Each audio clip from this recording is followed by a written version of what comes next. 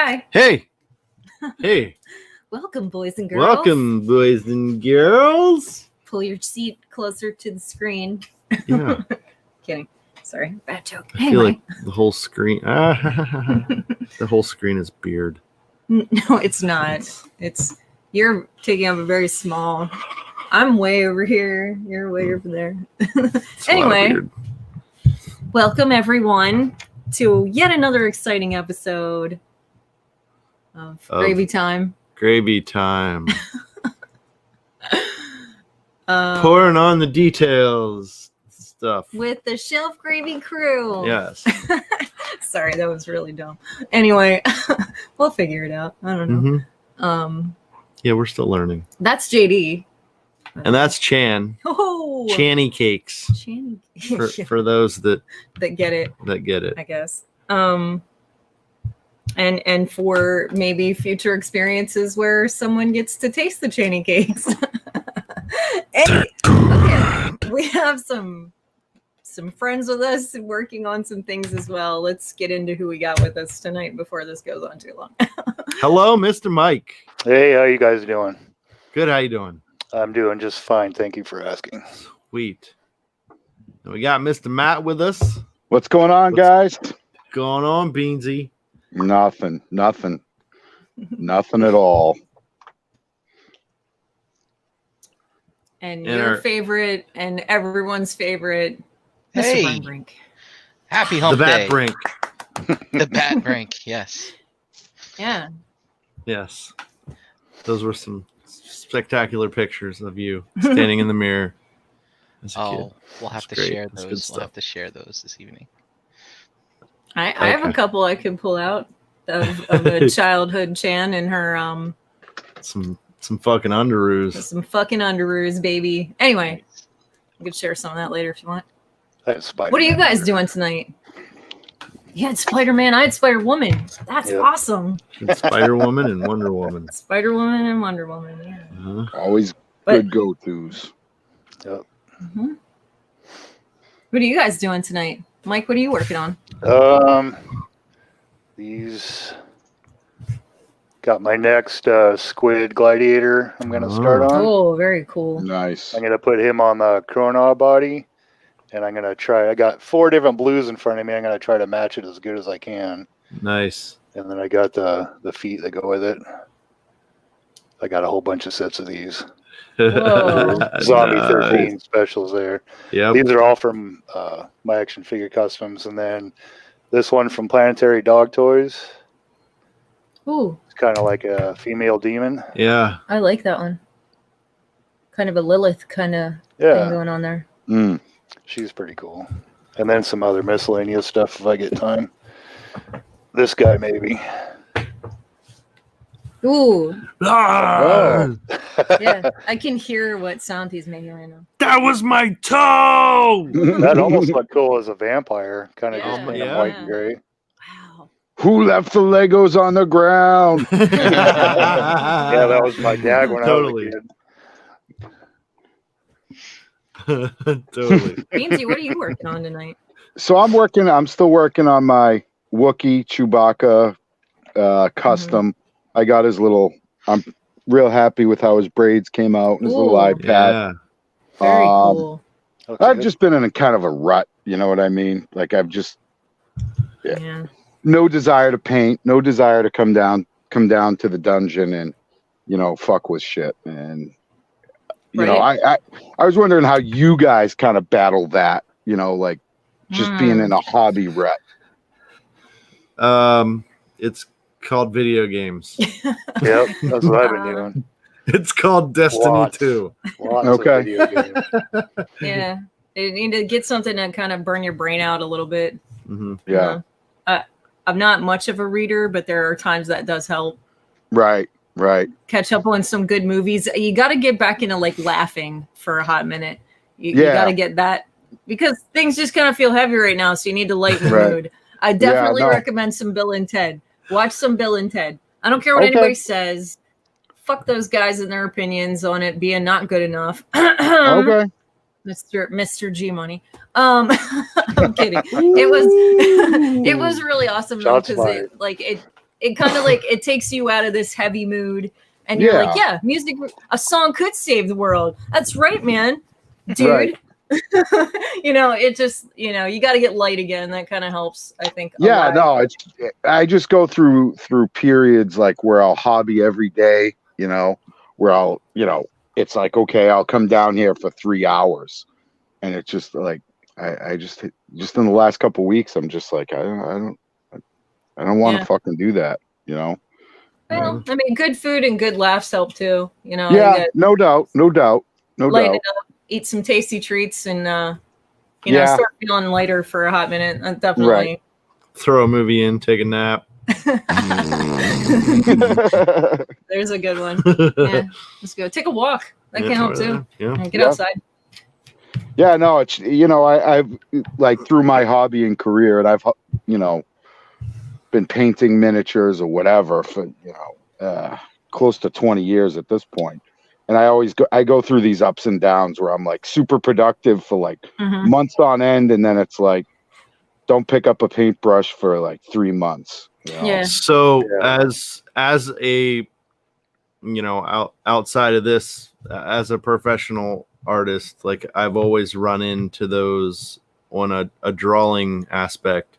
I mean, actually, not even as a professional. I'm just gonna say in general, being an artistic person like all of my life, I've always had to find something else to like kind of take that rut away. Yeah. So it was like, I run out of things or ideas to draw, and then I would end up writing, or I would end up sculpting something or painting, you know what I mean? And a lot of that's kind of fallen to the wayside since I actually draw for a living.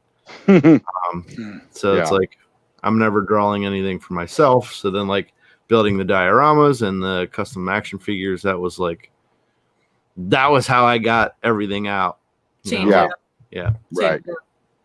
Yeah. And in my experience, and I've talked to a lot of other artists about this too. Shout out to my buddy Buzz. Him and I had the first conversation about this. It was like, as a tattoo artist, you can't just tattoo. Like, you have to do something else. Yeah. So he's a tattooer by day, and he writes and draws comic books for, just to get the rest of the creativity out of him. Right. I knew a guy who it's a comic book called The Living Corpse. It's good stuff. I'll have to check that out. I knew a guy who tattooed, and he would do tattoo by day and then do cars by night. Like doing the fucking crazy, hood decals with an airbrush, and do the big kind of stuff. And that definitely makes sense. That makes sense. Yeah. So, it's always good to have, something else there. Right. You can kind of just pick up and go. Yeah. You know what I mean? I'm sculpting a big, huge butt for Miss Crystal. Why am I not surprised? This is my not surprise face. Right there. I mean, Chan, do you sculpt people's big butts by feeding them delicious food?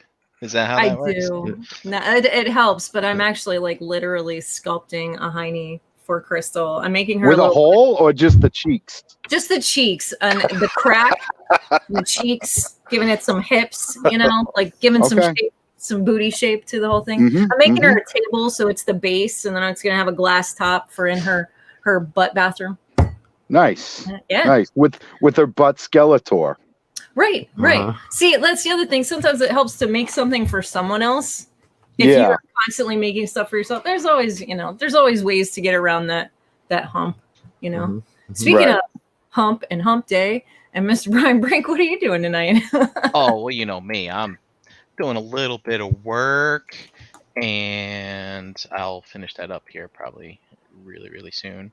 Spreadsheets, of course. Spreadsheets. And I'm watching the weather, because look at what's coming. Oh, dude. Bam. That's ugly.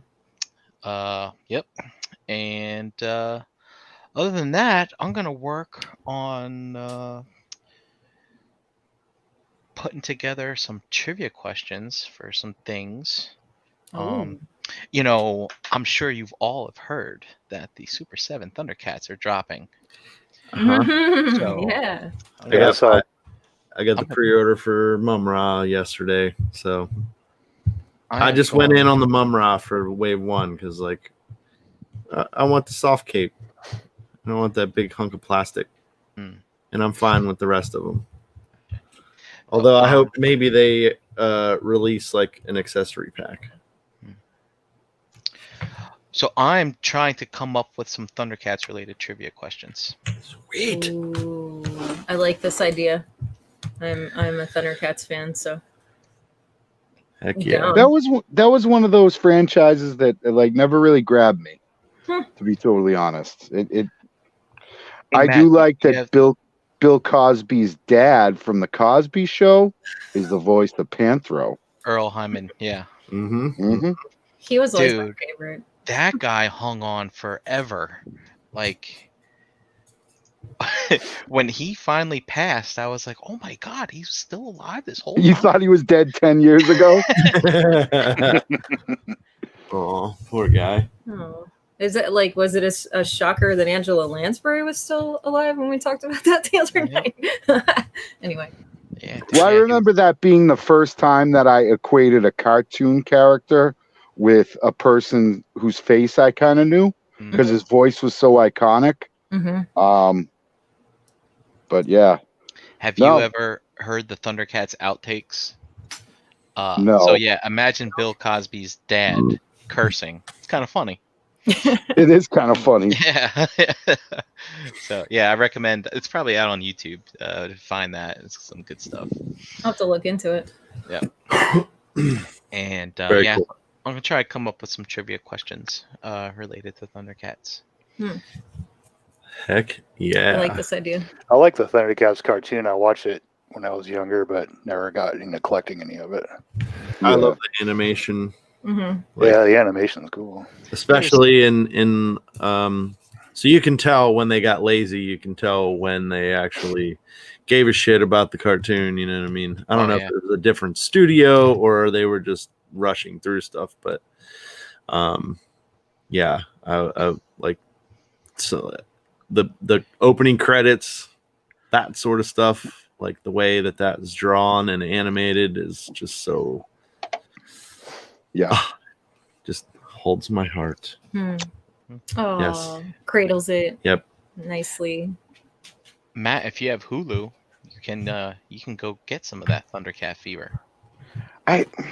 It's just not my thing, man. It's not my thing. If you never tried it, you don't even know. I mean, I've watched when I was a kid, a little fat kid. I fucked with it, but it was just I was just like, oh okay. Like, well, cool. That explains a lot, Matt, because you know, as much as Optimus Prime being my hero and role model, I have come to learn that I think all of my morals are based off the Thundercats. Okay. Wow. And if you've never watched, then now I understand where your morals are coming from. So wait, so Thundercats over what? Like not He-Man morals, Thundercats morals. Is that what we're... He-Man didn't really display morals to me. They were more or less like just older people telling you what you should or shouldn't do all the damn time. But like Thundercats led by example. I see. Now, I'm sure in He-Man they lead by example as well too, but they actually have to dictate it to you because they think you're such a dumb kid. But Thundercats, they don't have to recap nothing. They're just like, watch this for 22 minutes or whatever it is. Okay. And you'll get it. I think they showed kids a little respect that way. That's nice. I don't know. I'm talking out my ass. I'm just going to defend Thundercats. That's all. No, I do. I like what you're saying. You know who I think is the coolest? That fucking lizard dude. Slide. Yeah. I always thought he was the coolest. If I could get a cool version of him, I might think about it. You're in luck. Super 7. You're in luck. Coming. Take the Super 7, really? Sure it's still up for pre-order. I'm excited for Jaga and Groon. Bengali and Groon. Yeah, oh my god, a Bengali, dude. Bengali. Never had one as a kid. Me either. Never even saw one. Nope. Well, actually, no. That's a lie. My friend had one. My one friend that I played Thundercats with. He had like Cat Slayer and Thunder Tank and all that. He had all the shit. Mm-hmm. Yeah, he had it all. I only had like a few figures between my brother and I. But I love the cartoon. That's fair. When I was like 19, I had it. There it is. Oh, wow. Yeah. So, just a quick. Now, would you get a metal fucking Sword of Omens? I mean, I'd take one if someone. But would you buy one? I don't know if I'd go out and buy one. Okay. If it was like at a show, if we went to a show and someone had like some crazy looking thing and the price was good, I'd probably do it. Okay. Yeah, but just like out of shits and giggles, I don't know if I would. Yeah. Okay. I'm just trying to barometer the Thundercat. Love, yeah. I mean, like, would you get, so this goes for Brian too. Would you drop $1,000 on, like, let's say a Thundercat statue that had all the Thundercats on it and it looked good for $1,000? I don't know about that. I would want to play with my Thundercats. Okay. All right. I'm with Brian on that. Mm-hmm. Yeah. So you want to be able to pose them. I haven't had Mom Ra tattooed on my hand. Oh. Wow. Okay, nice. JD. That's legit. A very stylistic version. Yep. No, it's legit. I was always more of a Joe guy. Like Joe's was, that was like kind of our bread and butter. Fuck with He-Man, but Thundercats, not so much. We also couldn't. There weren't a lot of the toys at Toys R Us and KB. Right.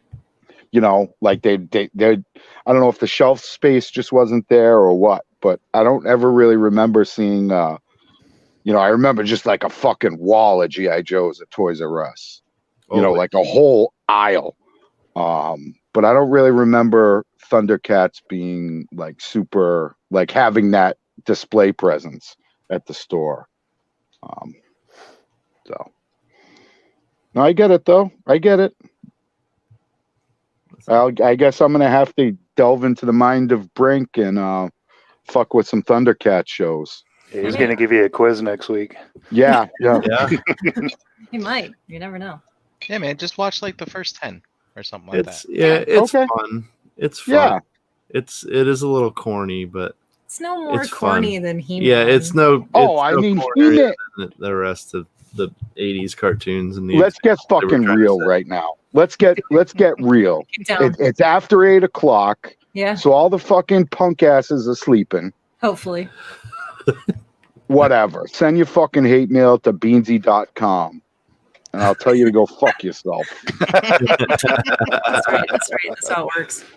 Fucking that He-Man cartoon is dog shit. Tell us how you really feel. That He-Man cartoon is hot fucking doo-doo butter. Break it down, Beansy. Break it down. The animation is terrible. The fucking animation where it's only him running is fucking...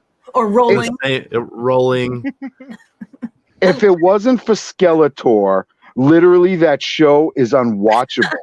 What the fuck is up with Prince Adam? What is up with Prince Adam? Yeah. It's fucking terrible. It's terrible. Like, you go back, like, as a kid, Joe's was the shit. And I remember being way into He-Man and whatever. But, like, I went back and watched it probably 2 years ago. And I was like, this is fucking awful. This is terrible. It is not. It's not easy.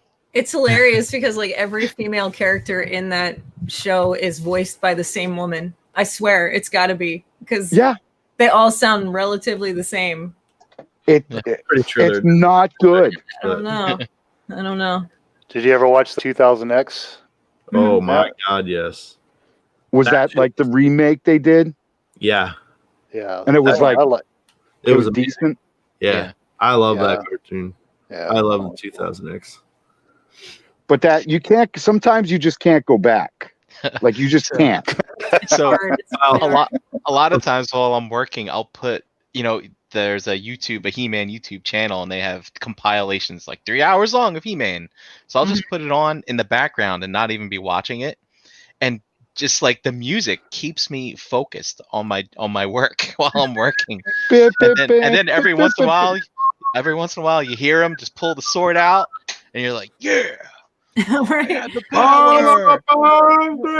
It's almost better to listen to it, even though I will not lie, the sorceress's voice drives me bananas because she's all like, "Oh, He-Man," it's just like it's hilarious. That sounds like a horse almost. I know, right? Seriously, it's funny as hell. And then they have the music playing and He-Man saving the day or whatever, and then you hear that woman's voice in the background going, He-Man, do, and I was just, dude, keeps me focused. I love it. Awesome. I I'd like say it. though those animators loved animating Tila. I happen to notice. So. They loved animating like crotches in general. Yeah, And The whole like the legs, like bottom. when they're falling and they jump and they like Squat. get up in a squat. Yeah. Yeah. Yep. There's a lot of that going on. Yep.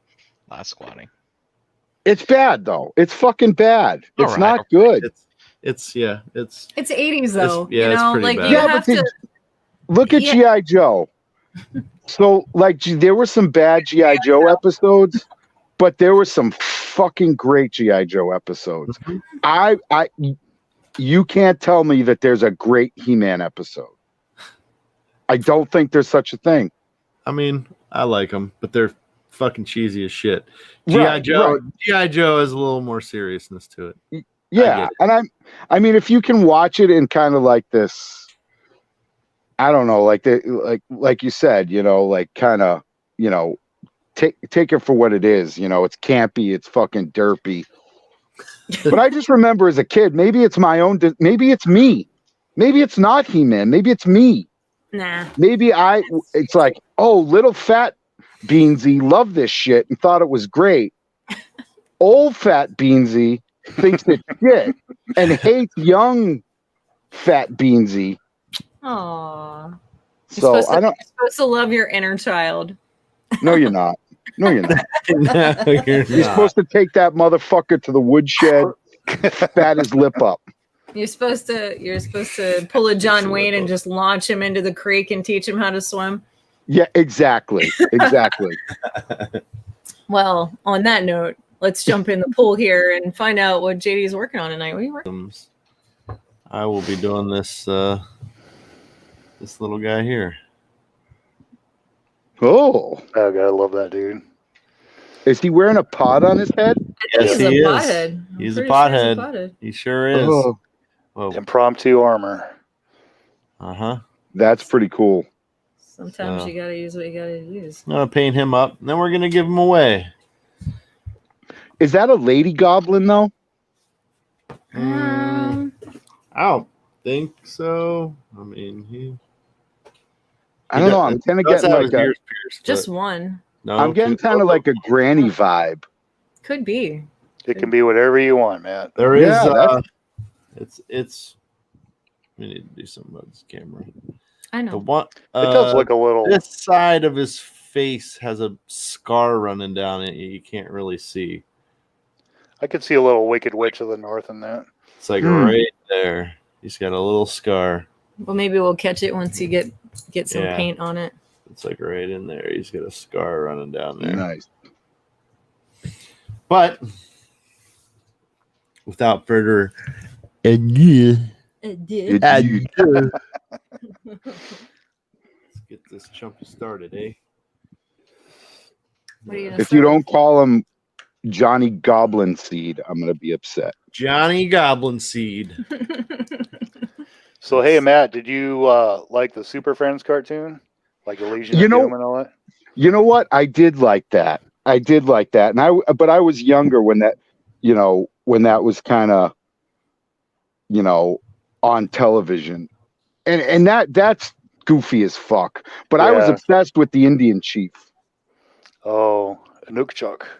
Yeah, where he get big Yeah. I always thought he was the coolest. I always thought Aquaman was the worst. Like, Aquaman, get the fuck out of here. Nobody likes you. Go back to the fucking ocean. What are I you like doing? the Toy Man. He was kind of a goofball, but he was cool. Yep. Starting with my bases here. I'm just gonna base coat the helmet, the pot. With what? Mm-hmm. This is just Abaddon black. I'll probably have to do a couple layers of it because it's the airbrush paint. So I don't. That's one of the paints that I go through the most. Yeah. Abaddon black. Yeah. Yep. It works I like how you use the air paints because I find you really have to thin down, just the standard Abaddon base coat. The first one I ever bought, like, it dried the fuck up. Yeah. Because it was so thick. The white is like that. Yeah. Any of the lighter colors I have problems with. Yeah. Then you guys put do little BB trick? No, I should. I have a ton. I could have a ton of those because I use those at work. Yep. They come in my ink bottles. Little stainless BBs or clay, whatever they are. I use those light colors so infrequently. I just try to scoop out a little bit as I can and mix some water and yep. See if I get lucky next time too. I use the Screaming Skull one for like bones and horns and stuff a lot. Yep. That's a good color. Which one? It's Screaming Skull. It's a layer. Oh, okay. Yeah. It's kind of like a bone color a little bit. Yeah, it's like almost like a beigeish white. Yeah, right? yeah. Yeah. And then I do the Knoll oil over the top of that, and that's a nice wash. Yep. Yeah, that Knoll oil is kind of worth its weight in gold, in my opinion. Yeah. I've had the same bottle forever, and it doesn't even seem like it's going down any. I've gone through like probably 4 or 5 of those, and every time I get one, I spill it. Well, shit! It's fucking GW with that. It's that long, tall pot, and you open the lid, and it puts it fucking off balance. I hate those large pots. Mm-hmm. Because you open it and I'm not a fan. Not a fan. Fucking GW.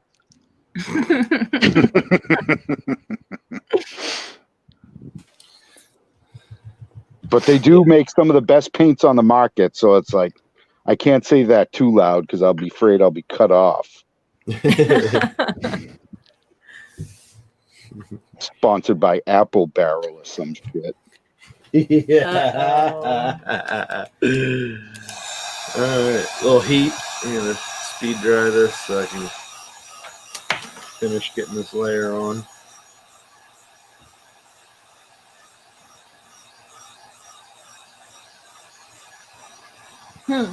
Who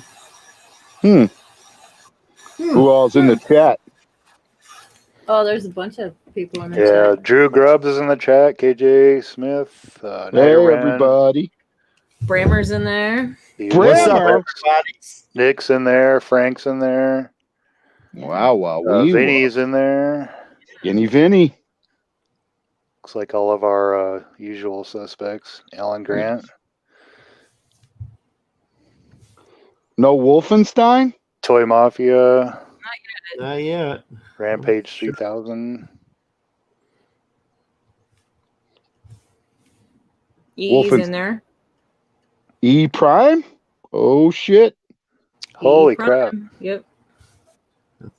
That's a rarity. I feel like he tunes So how do you guys feel about this G.I. Joe shit? Like, I'm kind of out. I'm kind of fucking out. Well, okay. Well, I'll take your figures. Okay. I got a snowstorm shadow that I haven't even fucking opened. Yep, I'll take him. Okay. Dave just walked through the door too. I'm with you. I'm right there with you, Beansy. JD loves them. I'm like, eh. It's not that I don't. G.I. Joe is my toy love. So that, having said that, the way Hasbro is doing this shit is so fucking dumb. Yeah, it's fucking the worst. Yeah. Target shouldn't have exclusives. Nobody, this fucking exclusive nonsense. You know what? If you have exclusives, you can suck my entire dick. There, I said it. Mine too. To the base. Yeah, fucking choke on it. Yep. Suck on my dick so hard you break the space-time continuum. Yep. It's fucking nonsense. Yep. It's nonsense. And I could understand if you were doing an exclusive and it was like a repaint. So if you did Pimp Destro as an exclusive, fine, fuck you. I don't want it.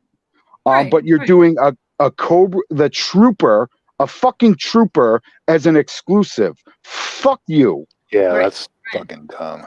It is dumb. I mean, I could understand if they were like something extravagantly special, but they're just a fucking 6-inch figure. Like I'm not trying to be a douche. Like it's just, I don't see them any different than the fucking, what are they? The hell's that video game shit that was out for a while that everybody was digging into? Yeah, Fortnite. He keeps comparing them to the Fortnite figures. Yeah, I mean, I'm not trying to be an asshole. I don't think they're that great. There's nothing extravagantly awesome about them. They're just fucking 6-inch figures. But... there's not. And why does Target have them? Why? Yeah, the employees don't even know what the fuck they are. Oh, they know. They do. They're too preoccupied with their own fucking stank asses to give a shit about anything that's going in that store. They don't give a fuck. No. Every time I've asked about it, I have to give a half-hour explanation of what the hell it is I'm looking for. And after they've asked 3 other people, finally get to the supervisor, and I thought I saw something about that. And I mean, they know what they are. Yeah, toys are such a small part of Target, they don't give a shit. They also hope to some degree that you're gonna like give up and not try to talk them into going to get someone else or go in the back to look for them. Like if they can stand there and be like, no, we put out what we already had. We don't have them. Yeah. Then they don't have to go out of their way for any fucking reason. So that's the other part of it. And I mean, I can't get real mad at them. Like they're just fucking. Very few of them are like, I'm gonna be a fucking Target employee for life. They're just there to pay the bills and whatever, and I get it to a degree. But like all the Targets around me, they don't even have peg space for G.I. Joes. Mine neither. Yeah, there's like 2 pegs. Yeah, and then the Baroness set underneath them. Which we're never gonna see that around here. Right. Look, man, they're not Toys R Us. I mean, I think it's more of a Hasbro problem. Who's missing Toys R Us now? Now that people are putting out toys people want to buy. Yeah. My Toys R Us never had shit either, so it doesn't matter much for me. That same here. But I think part of it falls to Hasbro. You're getting paid for these exclusive shits, and you can't fucking find them and whatever. And thank fucking God for the fucking Realm, because some of these other fucking toy groups, the Mythic Legions ones also being a notable exception. But if you run a fucking G.I. Joe Facebook group, fuck you. Literally, fuck you. I said it. Come to my house. Come find out. Oh, that's hilarious. They're fucking dumpster trash fires of fucking grown men acting like complete fucking douche nozzles. I called corporate. Really? Over a fucking toy? Get the fuck out of here.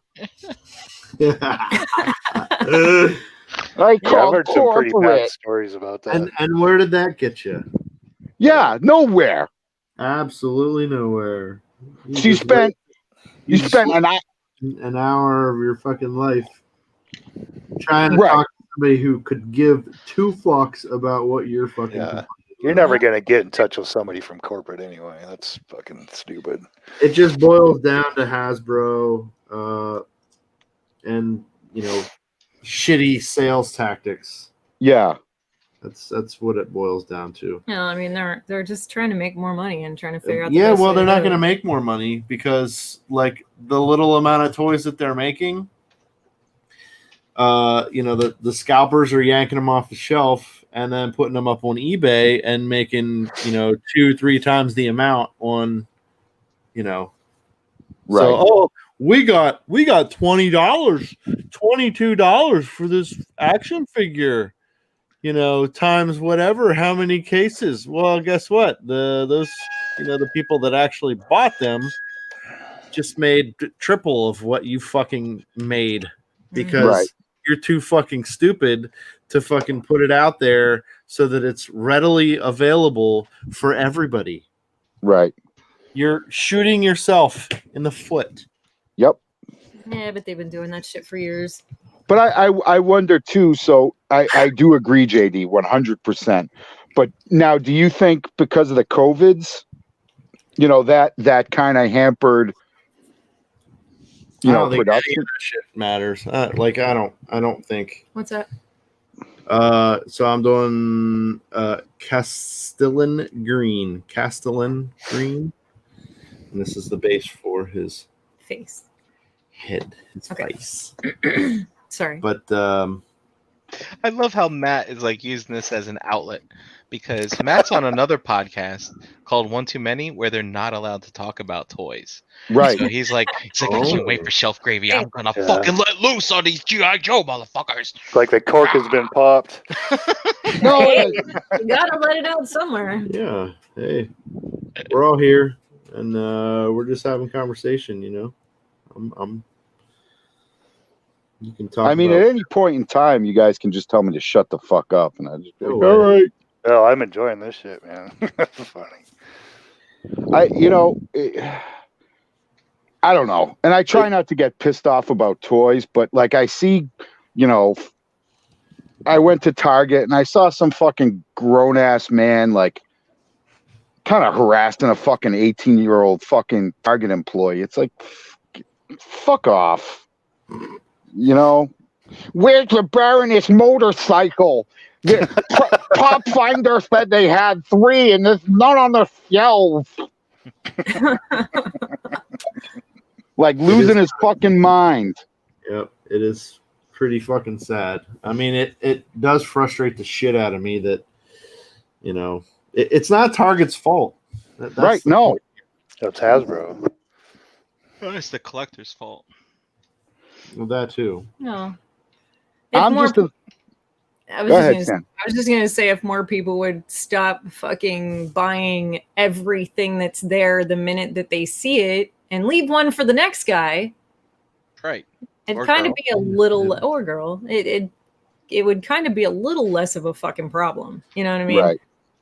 Instead of like, oh, it's up to Target to say you can only leave with one. No. Fucking calm your boner down and just buy one. It's okay. You'll be fine. If you come across another one at a later date, cool. Congratulations. You just upped your ranks. Now you have more troops. That's great. Good for you. But don't be a dick and try to blame everybody else for needing things to be in a controlled environment because you can't control your habit. Right. Right. What are you saying that I have a problem? I didn't say. I want all of the troops. I want them all. Well, so at this point, are a troop collector. At this point, for me, for G.I. Joes, Firefly, Tunnel Rat, and the Dreadnoks, and the rest of them can fucking eat my asshole because we can make them. We'll do it on the show. We'll make them. I'm gonna be honest with you. This is why I'm not interested in the GI Joe figures. This is why I find them so unappealing. Because JD does way better ones. Well, that's true, but like it's because of all this hype. Like I don't like buying into hype in general, but like because of all this fucking drama over, 6-inch fucking toys that, I love my toys. I have tons of fucking toys in my house. I love them all. I just got the Gambit delivered to my house. The Mezco. I'm so excited about that. But the GI Joes. I think that's the first time on record, Chan, that anyone has ever been excited by Gambit. So here on ShelfGravy, we're breaking stereotypes. We're treading new ground. Oh boy. Gambit. Oof. That was her guy. I love Gambit. What's wrong with Gambit? Gambit and Kermit the Frog. Jan, do you really want to go down this hole? Go ahead, let it out, buddy. He is the fucking worst X-Men. The worst. The worst. He's got that stupid fucking headgear. First off, it's like you went to buy a wrestling helmet, like the wrestling ear things, and you fucked that up. I thought it was like part of his retainer and all that. Yeah, it's like headgear. It's like he had an overbite. Hey, the doctor told me I have to wear this, mon chéri. He has a terrible power. His power is terrible. Terrible. Like I can kinetically charge anything. Get the fuck out of here. Neat. And then he's got a stick. Mm-hmm. But the one thing he has in common with Charles Xavier, they might be able to defeat Magneto, but stairs are still a problem. Gambit got that COPD. He's got that bad lung capacity. So if there are stairs involved, he's like, "Oh, Professor, I have to stay at home. I cannot climb these stairs." You might feel that way about Gambit, but that's how I feel about Cyclops. Scott Summers can eat my ass on a bad, sweaty summer day. There's a lot of ass eating on this show. Ass gravy. No, I can see the Scott Summers thing. I just never liked Gambit. He was always like that cool guy, pretty boy that gets the girls. That like as a younger, more aggressive Beansy, I fucking hated that guy and would punch him in the face just on principle. Yeah, I'd like to be honest and fair. But I mean, the figure looks awesome. He looks good. But I'm kind of with you. Like, do I just bow out of the fucking Hasbro shit and just like say fuck it? I'm just gonna go all in on Hot Toys or Mezco.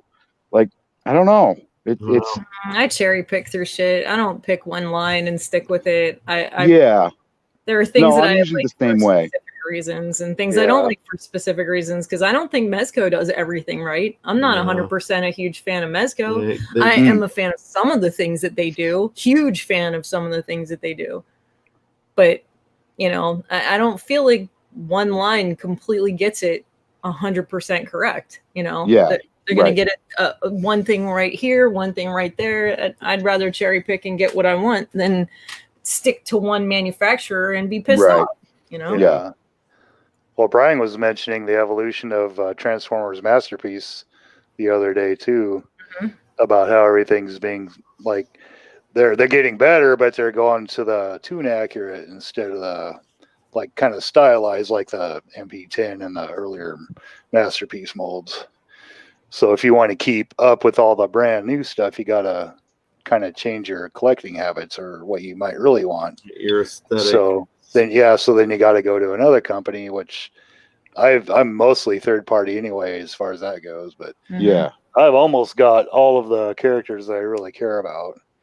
There's a few more of the DJG teams that I want to get, but Mythic Legion's got a hell of a hold of me right now. So that's where most of my money's going. That train's losing me. Every time I go upstairs, man, They're fucking laying on the floor, and I'm fucking tired of picking them up. Your Mythics? Yep.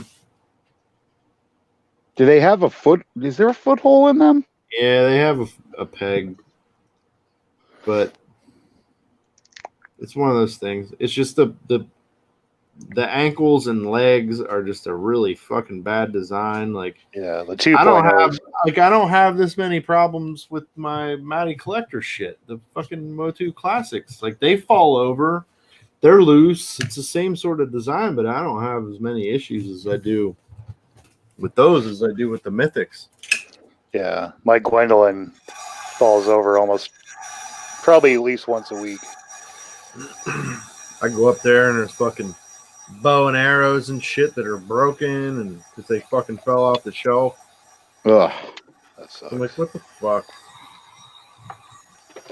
But whatever. We'll see how this next wave turns out. Well, I'll tell you what, I'm not real happy. Megalopolis has their nope. I've heard too many fucking horror stories. Yeah. I'm one of those horror stories. That's fair. There was a Christmas present issue with Megalopolis. Yeah. Yeah. I knew that. I knew that story, and I've heard others. And I remember getting an email from Four Horsemen. They're like, "Great news! We're teaming up with Megalopolis." I was like, "Nah, homie, that's the opposite of great news." Yeah.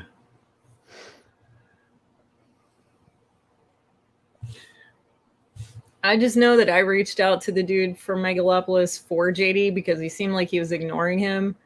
Yeah. And he was like, "Oh yeah, I know what you're talking about, and we're gonna get on that, and it's not a big deal." And then like nothing. And then whatever it was that JD ordered for me for Christmas never came. Never came. It never did you pay for it? Yeah, I paid for it. Oh, fuck you. I mean, I finally got my money back, but it took, this was, I paid for everything. November? Yeah, it was Black Friday sale. I paid for everything, and it was like, $300-$400 worth of stuff. Yep. A couple weeks go by, and I'm like, I'm not getting a shipping notification or anything like that, and I messaged the owner because I knew he was in the Cabal group. After doing some research on if the company is fucking shit or not. Yeah. So I messaged him, gave him the benefit of the doubt. And he's like, "Oh yeah, our system deleted your order because there were a lot of orders that came through that day." So yeah, no shit. Okay, well, I mean, I was hoping to get all these items from you. It was my first time ordering, and I want to check you guys out. Yep. Oh yeah, I get it. So our system holds the items for you. So they're sitting here. I just didn't get around to letting you know that I have to send you a new invoice so you can pay them. Because it was the credit card machine. He said that the credit card machine was overloaded with bots, is what he said. So I paid my invoice after he sent it. And he's like, "I'll get these out, as soon as I can." Another, I don't know, 2-3 weeks go by, and I'm like, "Dude, where's my stuff?" Yeah. "Oh, I swear to God, I'm gonna kill these employees of mine." Blah blah blah blah. Oh, fuck you. Yeah. Man. So it finally gets sent out. He sends me tracking, and it's another week past when I asked him where my stuff was. At this point we're 2 months in. Yep. Well, no. It wasn't that No, long because yet. it was I'm hoping to get this stuff for Christmas. Like I emailed him or I sent him a message Christmas Eve, and I'm like, well, I guess I'm not getting this shit for Christmas.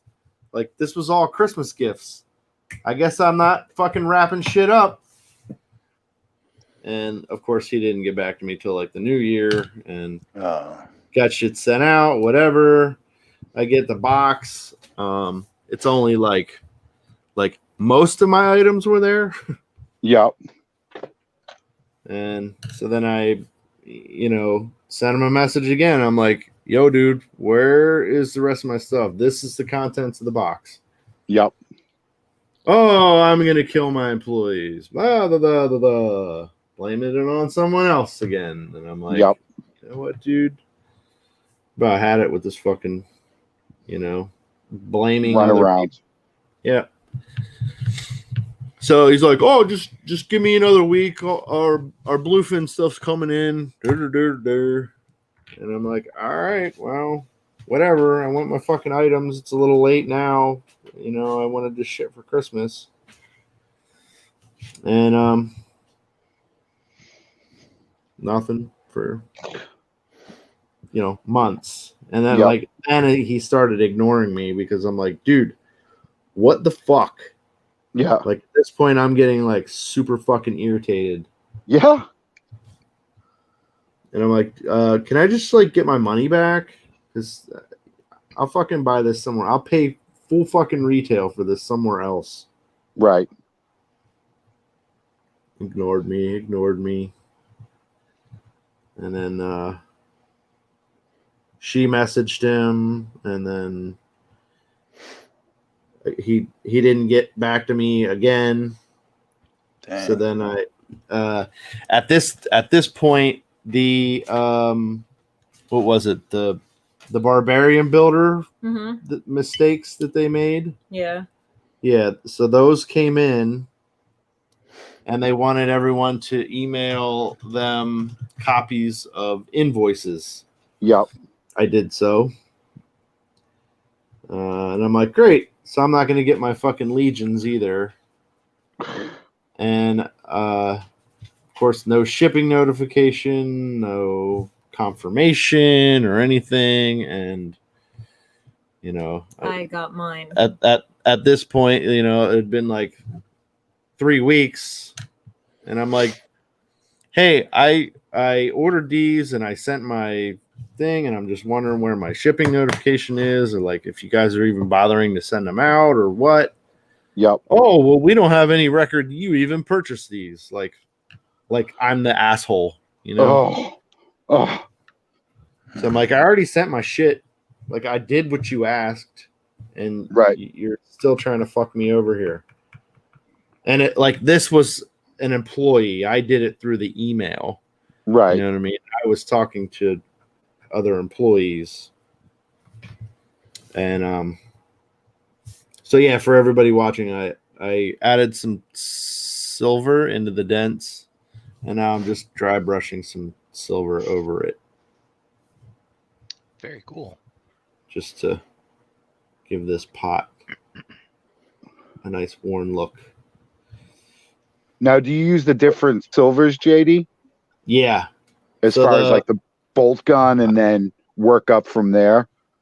Yeah, so I used lead belcher in the holes, like in the dents and stuff like that. And right now I'm using the Necron compound dry brush.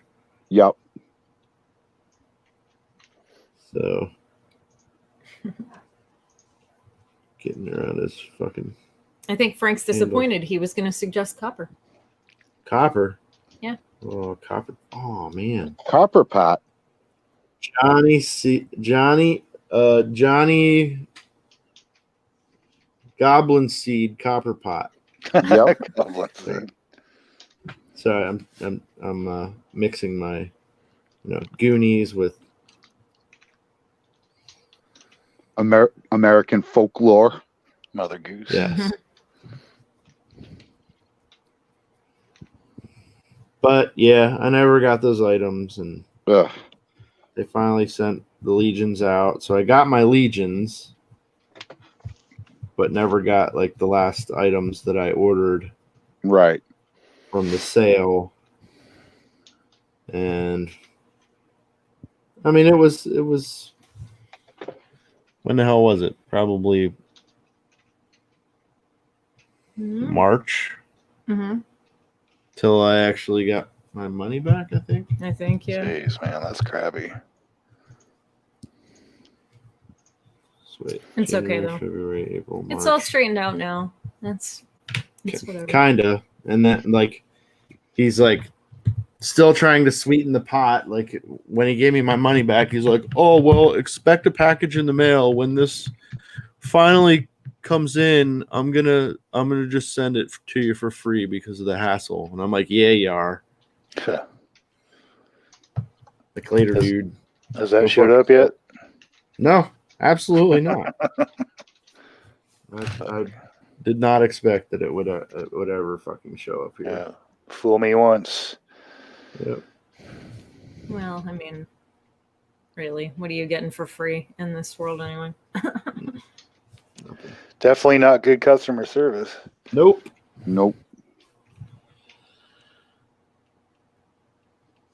Yeah.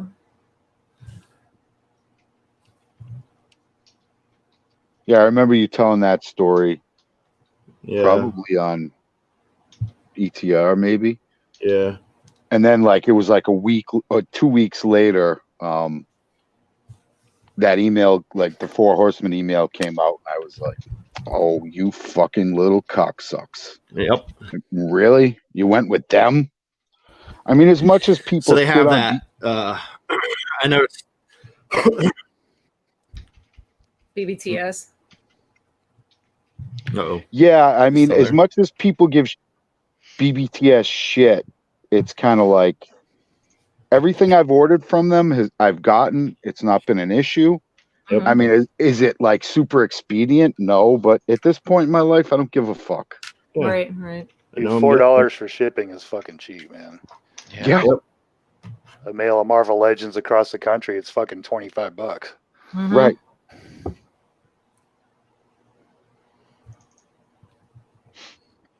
Yep. I mean, I got the I don't know what his name is. He's the old boy ogre with the beard, and he's bald. From the new line. I don't know exactly when that's supposed to be coming out, but The Aether Wave? Dwarf? no, he's an orc. He's an orc. He's got a beard. He's bald. Oh, yeah. Yeah, from the Aether. I know who you're talking about. I don't know his name, but Yeah. yeah, he looks badass. I got, I think, 4 of those. 4? Yeah. God damn. Yeah, I know. I got fucking problems. I'm not Well, saying you got problems, homie, you know? Well, $35 a pop. I mean, it's hard to say no. Yeah. He was just the one that, like, I've got 2 Mythic Legions right now. He'll be my 3rd. I got little Mohawk Dwarf guy, and I have Juno the Crusher. And that's going to be like my squad. I want to do like an outside diorama where it's kind of like you just walked up on these guys and they're all kind of looking at you as they're in the middle of camp life. You know, have the dwarf like roasting like a piece of meat over the fire. You know, Juno like polishing her fucking hammer. Fuck and yeah. the orc just kind of like, now you're gonna get fucked up. Yeah. I think she's my favorite female figure. Mine too. She's a badass. Yeah, I do really like her. She's just I've always been down with facial tattoos, you know, especially on women. As long as it's not like a fucking ice cream cone, you know what I mean? But she just looks like she'll just like, if you say the wrong thing to her, it's like, all right, man, sorry. Sorry, not sorry. Yeah. Okay. Get this little So Frank says it's Borthog. Is that the right name? Does that sound right to you guys? That sounds about right. Sure, Frank. That sounds good. KJ says they shipped out the last Mythics without shipping notification or tracking numbers. So I live in the middle of the city. Man, I spent fucking days going crazy over that shit being stolen. Oh yeah. KJ, my Massachusetts brother. I'm sorry to hear that. That's fucking trash.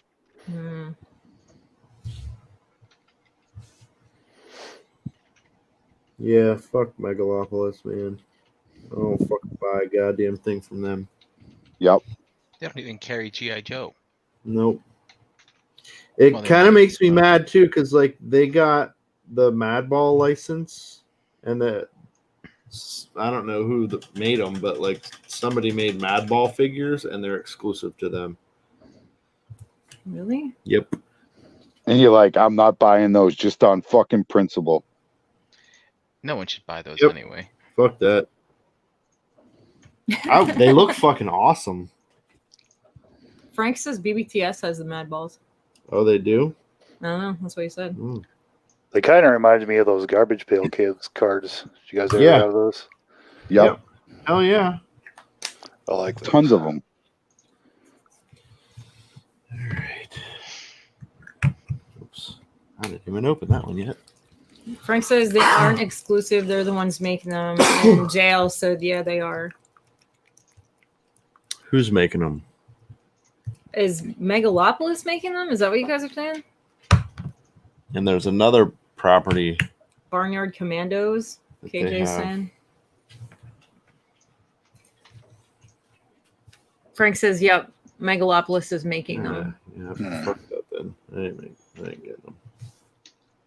So they have this thing where they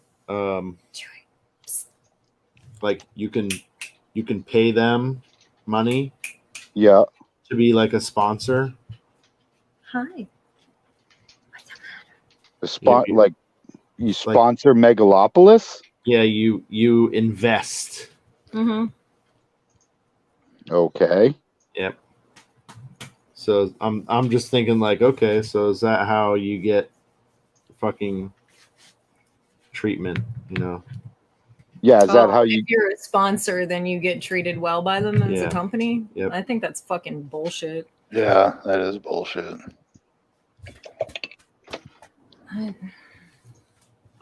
If you're gonna be that shitty, then just come out and say, like, look, you have to be part of the Megalopolis club and it costs $50 a month or whatever the fuck. And then you can make sure you get the shit that you actually paid for and bought. Yeah, I mean, why not come right out and say it? If that's right. Just be honest about it. So Frank's also saying Battletoads, Clay Fighter, and Earthworm Jim 2. Yep. Stop. Yep. Fucking cocksuckers. Yep. I love Earthworm There Jim. it is.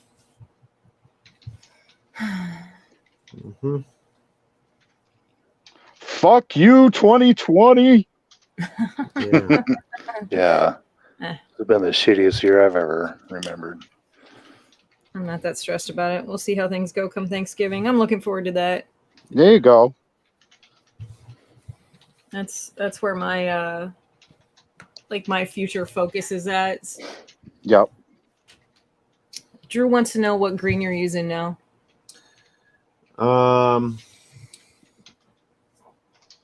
Strachan green. And I'm not so much dry brushing it, but almost. I'm drying it out a little bit so the other tone kind of sneaks through it. Tyler said, what did I miss? Why is everyone bashing on Mega? You know, Tyler. You know.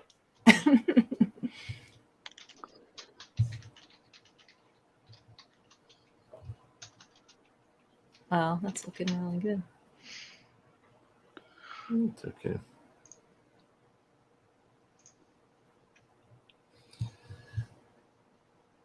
He said he really doesn't. He's out of the loop.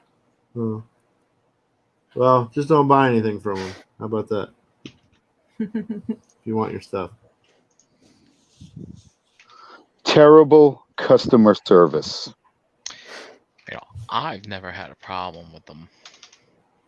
Are you part of the club, Brian? I am Maybe not. maybe I am not part of the club. maybe it's just me. Oh, stop Like it. nobody likes me. Oh, get off the fucking cross, JD. We need the wood.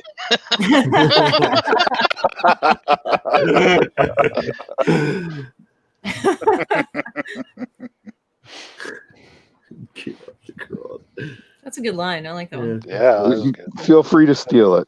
I've never heard that before. It must be a Boston thing. KJ said no, it's me too. So he's carrying that cross too. So Okay. everybody's got the cross, I guess. I'm just one of the lucky ones. Let's see. I have received everything I ordered. Okay. And I even had a issue with one of my mythics with it where my Bolthar had a bad leg. And I emailed them and they got back to me relatively quickly and sent me out a replacement really fast. Wow. However, though, I have endured the other pain of not receiving any tracking numbers when my stuff gets shipped. So you're just wondering, is it coming? Is it not coming? Is it coming? Yeah. Is it not coming? Let me get what I've used out of the way. So Tyler says that saying is a Boston thing. And Frank, I'm gonna get on stuff. I'm not carrying the cross. I'm not getting into that conversation, but we'll get there, buddy. Just bear with me. So now we're using Nerdling green. This is a Nerdling dry. green. This is What a kind dry. of brush is that? That's a brush for dry brushing? Yeah, I mean it works. Yeah, dry brushing kind of kills your brushes. You don't want to use. Yeah. Looks like something you'd put makeup on with. Kinda. I mean, I wouldn't know, but I think it looks like a makeup brush. Not quite. All right. The bristles are a little long for that. Long? I would have said short, but No, not for makeup.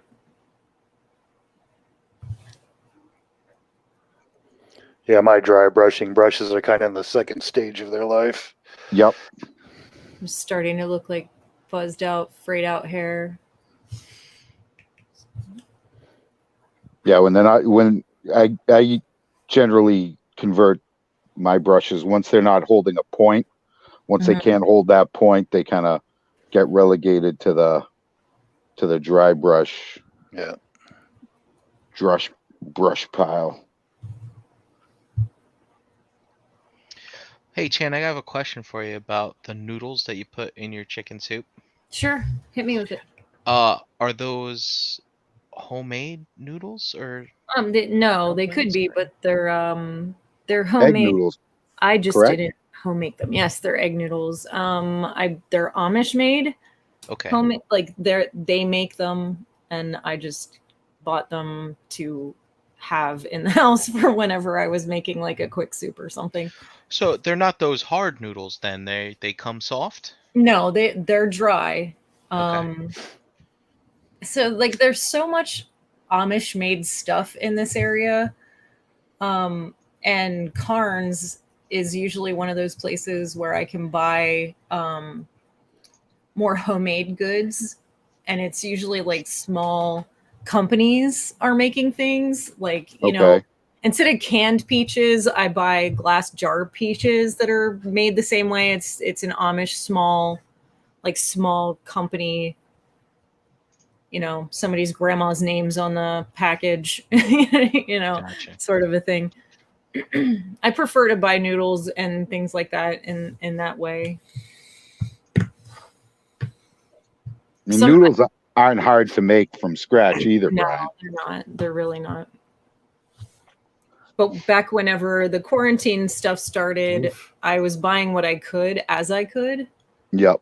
And since most noodles were pretty much out of stock everywhere, I went hunting for that kind of thing in aisles and in stores people wouldn't frequent, purchasing that kind of a thing. So when everybody bought out all of the ramen, I started going down the specialty international food aisles, and I found ramen there that no one was buying, and stuff like that. So yeah, instead of buying like the spiral egg noodles, like the no yolks or whatever, I bought the Amish made egg noodles and just had them in the cupboard. The chicken was pre-roasted. I used like the oven bags, which kind of pressure cooks everything.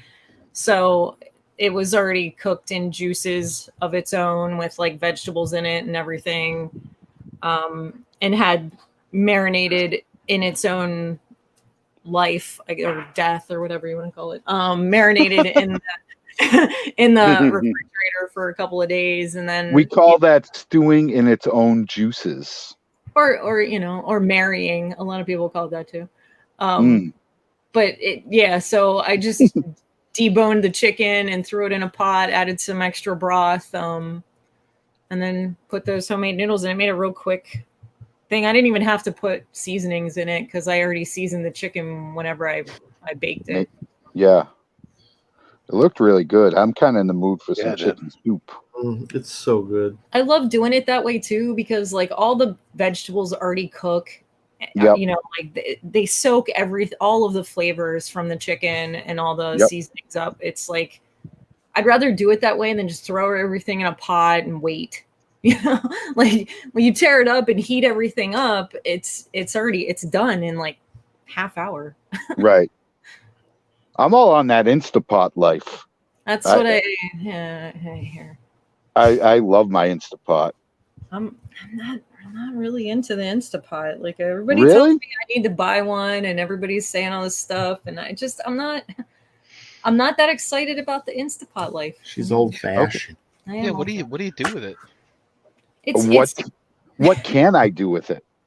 It's a pressure cooker. It's a pressure cooker, Brian. People are making pizza in it and bacon, like dust. He just puts everything in there. And no, that's the air fryer. That's the air fryer. Yeah.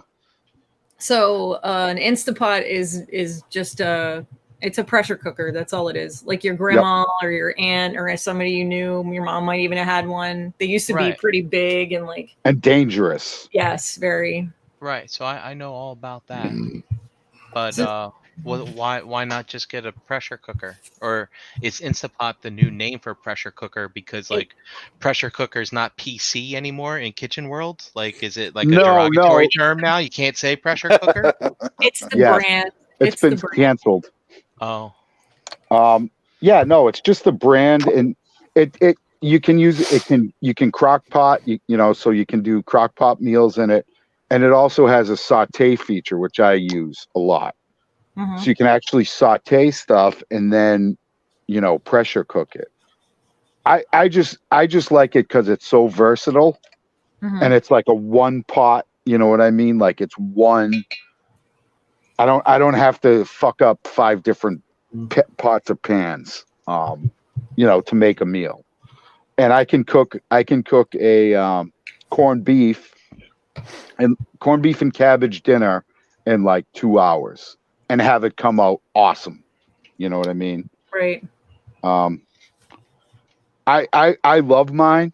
And I kind of use it as a crutch right now because it's like, I do all the cooking at home for the most part. So Vinny keeps telling me not to. Vinny's like, don't do it, Chan. Don't get one. Because we got in this conversation. It might have been on the Thursday night show with the girls. But like, I'm pretty sure like he keeps telling me not to do it. Don't do it. Don't do it. And I understand what he's saying. I just I feel like it takes a lot of like the hands-on cooking experience away. And I'm I will put my hands in whatever I'm mixing up, and I'm in like when I'm cooking and I'm into what I'm doing, I'm all in it. I'm not, I don't always like to just sort of throw it together and walk away kind of I get that. And it all depends what you're doing. So my girl makes yogurt in it, her own yogurt. So it's a gallon of milk. And she eats yogurt every day for lunch. Like she's fucking cuckoo bird. I eat yogurt every day. I get it. So she eats yogurt every day for lunch. So she makes a batch, and it's literally the cost of a gallon of milk. So it's like way cheaper, like on that respect. So that's one thing that we do in it. There are some dishes where it's like, yeah, I get what you're saying, where you're kind of like, I just throw this in a pot, add this much chicken broth or water, and then that's it. Right. But I do a lot of recipes, like I do jambalayas in there, where I'm actually, sauteing stuff in there, and then adding my fluid, adding my rice, and cooking it. So right. I do get what you're saying. Like I can respect that. But like bang for your buck, like I can make a fucking unbelievable bolognese in there in less than an hour. Soup to nuts, done. Wow. That's pretty good. It is pretty. I do get what you're saying, but like, don't be afraid. Like, if you came across one cheap, I would grab it. You know what I mean? Yeah. I might, because, well, so I'm a very like multitasker kind of person. So if an item has multitasks to it, I want it really bad. Yep. And when we went up to visit the Rossi family, my neck of the woods, right? She had it was kind of like an Instapot situation, but it was also an air fryer. It was a Ninja made it. It was kind of like an all-in-one thing. And I was like, that could be pretty interesting. I might try, if I came across something like that at an inexpensive price, because I can still use it as an air fryer, I might jump on board with something like that, because it's a multi-use item. Right. I get that. I don't like having my cupboards full of like, I need this for this and that for that. No, 100%. I get it. But Instapot does do an air fryer model now where it has a different lid like that. Yeah. So I think they're pretty pricey at this point. But, if you come across one that's like on the cheap, like some Black Friday sale or whatever, I can't recommend it, enough. You know what I mean? And I do like to cook, and I'm right there with you. I want to get fucking gush. Yeah. I want my hands to have the gush. Yeah, I want in that shit. I do. Yep. Like I make cookies and my hands are in there. I'm not using a fucking spoon. You know what I mean? Like I just it's me. It's what I love. What are you doing right now, by the way? Just trying to get a little bit of this white off. I kind of messed up. It's a little streak. A little streak. I'm trying to get his eyeballs. So wait, I have a quick question. So the last thing I remember you doing was like the dry brush, right? And then you did a wash. What did you use? So I used that the original base coat. Yeah, the original base coat, and I like watered it down considerably and just did a quick little wash over him. Just to kind of just so he wasn't so bright. Gotcha. I was just curious because I missed what you did there. I will have to do that though, Beansy. I will, just because it's nice to try different things whenever you're cooking and get different experiences. Right. I'm just so used to old school ways of doing shit because my grandparents had a farmette. That's what my grandma did when I was young. I watched her do that stuff forever. They had chickens, they had turkeys. I watched them go from like live to in the oven. You know what I mean? Like it's just, I get that. It's just like, so corned beef. Number one, it fucking stinks up the house. Fucking right, it does. I love it to an extent, but I don't like the nonsense that comes along with it. The Instapot, I basically I throw my piece of meat in there. I cook that for it's like an hour maybe, and it's done and it's perfect. And then I throw my cabbage, carrots, and potatoes in that corned beef water, and I cook them for another 15 minutes, and then it's done. It's done. Right. you know, I do ribs in there. You know, I pressure cook them for like 5-10 minutes, and then I throw them on the grill or throw them in the oven, you know, whatever's clever. Soups, Asian rice, like it's just so versatile, you know what I mean? Yeah. That's what I like about it more than anything else. It's like, you know, you get a pasta maker, and like you said, that takes up space and whatever, and it's only good for one thing. Like, and you're only going to make pasta. And don't get me wrong, I would love to have one. I would love to. I love homemade pasta. I love fresh stuff. Yeah. So I you know, it takes, you know, rolling pins and rulers kind of make things a little difficult. Yeah. Sometimes. Yeah. Because that's the only other way to do it. Right. Right. So, I mean, I just wouldn't close yourself off to the idea. That's all. You know, I know you're a talented and skilled. Nah. Yeah, fucking most stop. Definitely. Stop. That apple crisp breakfast thing you made when me and Kim were over there. Jeez, I'm still having dreams about that. That was delicious. The apple cake. Huh? Yeah. Making that apple cake, huh? That was great. That was a fun recipe to pull together. Get the pasta maker for the KitchenAid. Tyler, I need a KitchenAid first. I don't even have one of those. And my hand mixer is taking a shit. It's about done. It's on its last legs. Yeah, you need to get on that KitchenAid life. I do. I definitely want to be on that KitchenAid life. There you go, JD. Christmas present. I thought I was living the high life when I found a hand mixer that was in its own case. You know, like I felt like I was like, man, this is the way to go.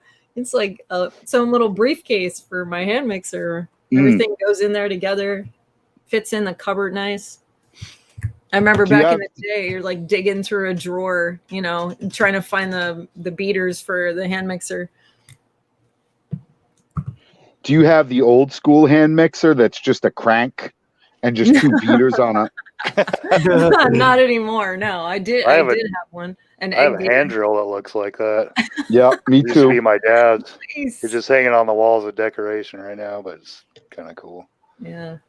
When I was seriously doing tree work, I had to fucking cable a oak tree with one of those because the fucking drill we had shit the bed, and all we had on the truck was this crank with a giant bit. Oh, that's pretty crazy. I was so mad. 10 RPMs.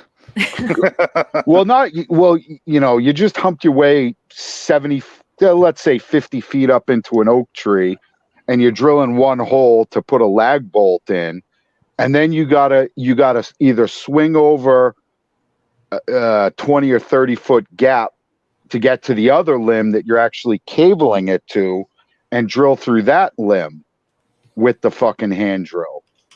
It was a long day. It was a long day. If I can't reach it from a snorkel lift, it's unattainable. That looks so good so far. Look at that. Look at the details on that. You can see on that far away. Wow. That color green is really nice. Wow. That looks great, JD. And I'm getting a real legend vibe off right? Yeah. Now that I kind of look at it. So. Like that little swamp lady. Yeah. Yep. That's crazy. I did like even just to throw the mixer situation out there. One color. I taught Elijah how to make handmade whipped cream. Yep. And for holidays, I'll do like cinnamon infused whipped cream. Yep. And stuff like that for certain pies or cakes or whatever. Yeah. So I taught him how to do all that, and I wouldn't let him use the hand mixer at all. Like I was like, nope, you have to use a whisk because you have to learn this from basics. Like you're not allowed to cheat. You have to know how hard this is from by hand. From jump. Yeah. Because that's that's the best whipped cream you'll ever eat, but it's so hard to do by hand. Yeah, well, if you don't keep up that constant speed, it just breaks. Right. You have to watch that too. Because you can't overmix it either. You have right. You gotta stop at just the right point. Right. Did you guys ever watch Tyler's Ultimate on the Food Channel? I love that guy. Yeah. Dude, so for one thing, he would always be like, okay, and a couple grinds of black pepper, and I would count, and he would do like 25. But dude, when he would be like, all right, and now we're gonna make the whipped cream, and that fucking guy put in the elbow grease, and they would play the whipped cream porno music, you know? Yeah, that's good stuff right there. I'm not much of a baker, so I don't really fuck with like any kind of like dessert shit. You know, I don't like to bake. I actually hate it. I love it. It's too precise for me. It's too precise. I think there's only certain things you have to be precise with. It's not as heavy as people think it is. Yeah. Tyler says, yeah, because you get your bread from a can. Don't know till you don't knock it till you tried it. That's all I'm gonna say. I don't know. I like homemade bread. Pretty like I'm good with that. Yeah. No doubt. Yeah. I mean, are you gonna get bread in a can that's as good as, you know, a halfway decent bakery? Absolutely not. But I just thought it would cheer up Mr. Brink. Yeah. I want to send him a little gift, show him my appreciation and my love for everything he does, because he's in that fucking dungeon 5 nights a week. And I just want to say, Brian, I appreciate you. I thank you, sir. I'm doing it for you. I'm doing it for you and all the others out there in Realm Land. Oh, much appreciated. Realm Land. That gives me a cool feel. Yeah, cool. Yeah, I told Kim about that bread in a can, Matt. You know, just kind of like, check this out, you know, and then tell the story. She goes, "Oh yeah, I've seen that before." And I'm like, "What?" She goes, "Yeah, it's actually not bad." And I was like, "Oh, okay." Yeah, see, I'm not totally crazy. No, I'll have to try it. Just half. Just you know, phases of the moon really depend on my mood. You know, the best part was when Brian put it back in the can. Yes. Yeah, that was pretty awesome. We have a friend that we went to high school with that we both recently reconnected with, who's on a sourdough kick. Like they're cultivating sourdough. Yeah, that seems to be a COVID thing. Is it? Yeah, there are certain things in the culinary world that, you know, COVID hit and people like became all about it. And like you know, people like, I'm brewing my mother right now and my mother is resting, and you know, it's like Bobby's wife, you know, with her ice cream, with her kombucha. Oh yeah. You know, but the sourdough thing is like,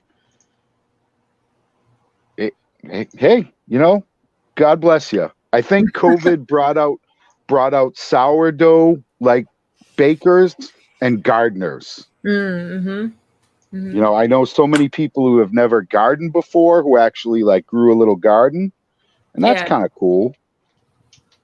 Yeah.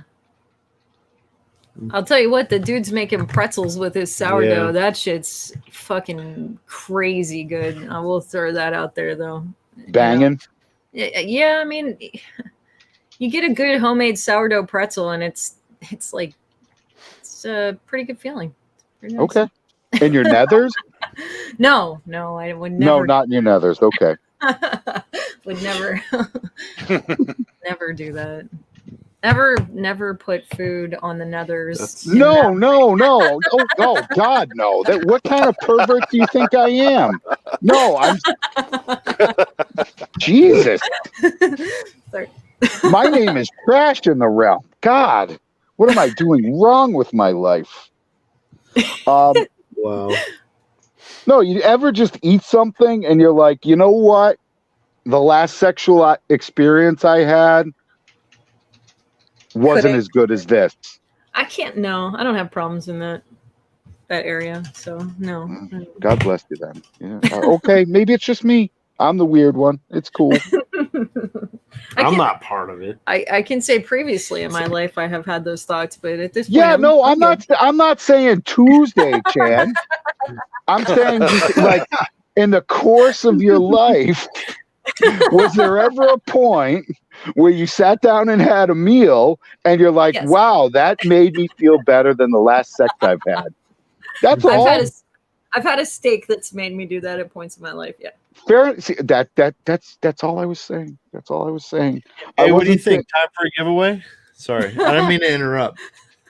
Sorry, JD. JD's like, why the fuck do I have this idiot on here? No way. No way. It's probably more me than anything. No, absolutely not. Okay. So, what do you think? Who wants to rock some trivia? Anybody? You want to do my question? Do it. Okay. Listen carefully, people in the chat. Listen very carefully, because this is a little tricky. In the porno version of Saving Private Ryan, what are they shaving? And go.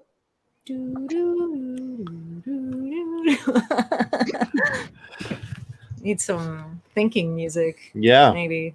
I don't know. Dust, we need. There we go. Frank. I see Frank. Yeah.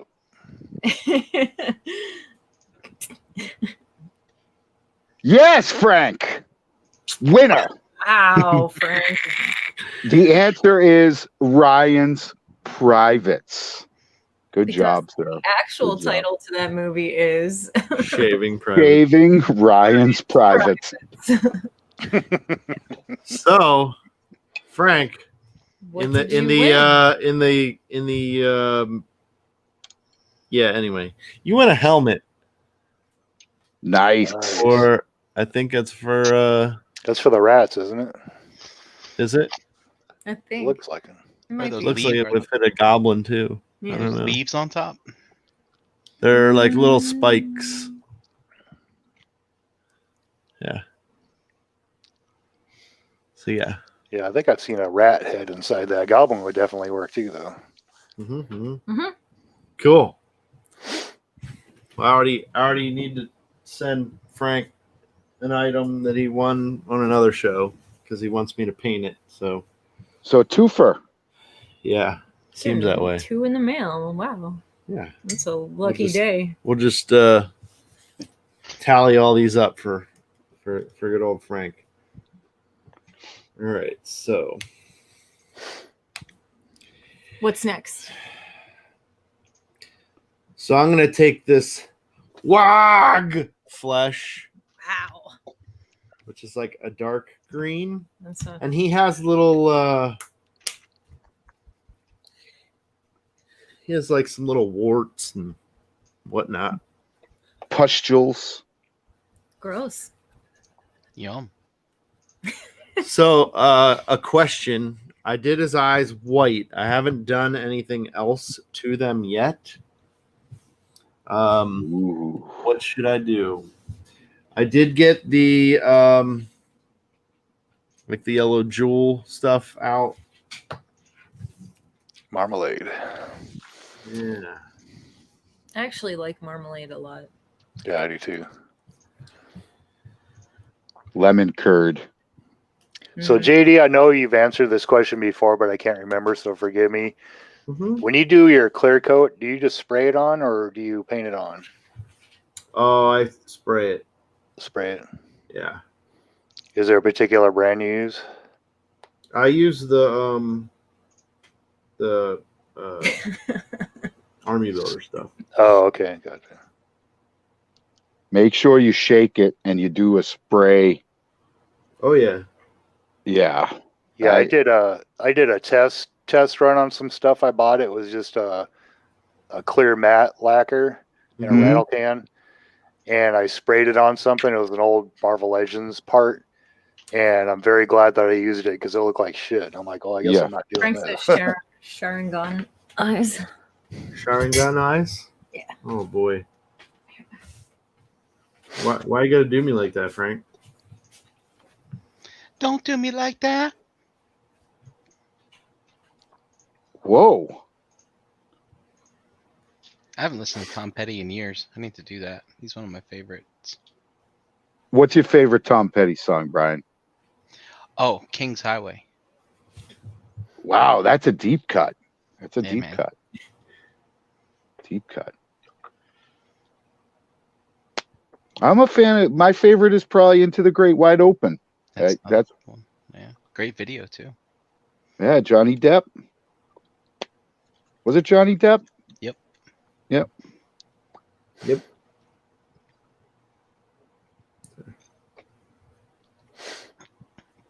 I'm a really big fan of that Wallflowers album that came out in what, 90, I want to say 94, I think it came out.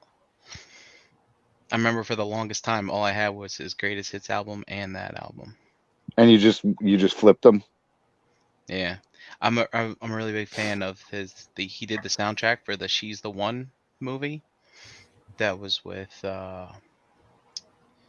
Jennifer Aniston was in it, and like those old Irish dudes. Like, I think the guy was like Frasier's dad on the Frasier show. Like, he was in it. Okay. And one of the Baldwin brothers, I think. Oh, jeez. I can't remember. Someone else. And like one of the brothers' name was Francis, and they always mess with him. Whatever you say, Francis. Francis. The other guy called him Franny. I don't think I've ever seen that. It's not ringing any bells. The soundtrack's really good.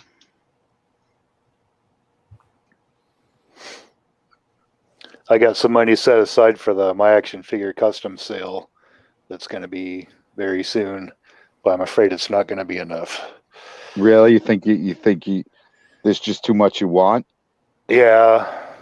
I've got 200 set aside, but I think it's going to be more. Oh, really? I might have to I keep getting the little pop-ups from PayPal. Oh, you've been approved for PayPal credit, but do you really want to go down that road, Mike? No, I don't, because I pay my credit cards off every month. Me too. Right. So I might just have to do a little selling. A little wheeling and dealing. Yeah. Maybe you can sell some of your Mythic pre-orders. No. Well, have you ever considered getting into selling your custom stuff? No, I thought about it. I've had people ask if I wanted to sell stuff, and I'm like, no, I do it for me. I don't want it to become a thing that I have to do. Yeah, I get it. I'm kind of in between on that because I have some things that I've painted and not finished yet, and I'm like, yeah, I could probably sell that for a good amount, but then again, I might use it later on down the road. So, well, how many Devastators do you have? You could just stand apart with one. In this room, I have 1, 2, 3, 4, only 4. Only two Toy World, 1 Hasbro, and 1 Warbitron. Oh. And then I've got a couple G1s in the closet next door. And I think that's it. Do you have a penchant for Devastator? Yeah, he's my favorite character. Okay. Say no more. Ever since I was a kid, I got one of those metal Tonka dump trucks, and that was practically slept with that thing. It was my favorite toy. Yep. Just smashing shit with it and putting my knee in it and sliding around the sidewalk, and I just love that toy. So, and I've always liked construction equipment, and then I just like that one. Okay, say no more. But yeah, I probably only really need one, but I'm not like that. My collection is so unorganized and incomplete. I'm just like cherry picker to the extreme. Yeah, I'm the same way. Like I kind of went all in on the Joes to start with. And now I'm just kind of like, you know what? I don't really give a fuck about these characters. Like, they I don't know. But like Transformers, if the only thing I'm really looking forward to is the Fans Toys Soundwave, maybe. Maybe a Fans Toys Ironhide where it doesn't look like Tits McGee. But other than that, you know, I'm super cherry picker. You know, I don't. Yeah. If I like that, if I like a character, I'll try to get a representation of it. But I don't need to get every single thing. Yeah. I've got like all kinds of Marvel Legends that are not quite complete teams, but the ones I like. Mm-hmm. I got ones in boxes I haven't even opened yet. Lots of Mythic Legions, Transformers, lots of Spawn stuff. Spawn, huh? Yeah. Predator, nice. Star Wars, Transformers. Whatever I think's cool. I like video game characters. Yep. You know, for whatever company makes one that I think looks cool, I'll get it. Yep. Didn't you say you were playing Doom Eternal? Yeah. Aren't they making figures? Yeah. NECA has NECA? Yep. They have 4 versions of the Doomslayer right now. And McFarlane, you mean? Is it McFarlane? Yeah. Maybe you're right, yeah. My bad, McFarlane. Gosh, get it right, nerd. It's all the same shit to me, man. I get it. I kind of want 4 Ninja Turtles, but I kind of don't. Like, I don't want to get into that whole fucking swamp, so to speak. Dude, those figure arts were on sale for like last week or so. Mm-hmm. But yeah. Are you looking for toon or comic or? No, I'm looking for comic all the way. I hate that with the big fucking derpy eyes and the fucking, you know, tied on headband. Like it's just not for me.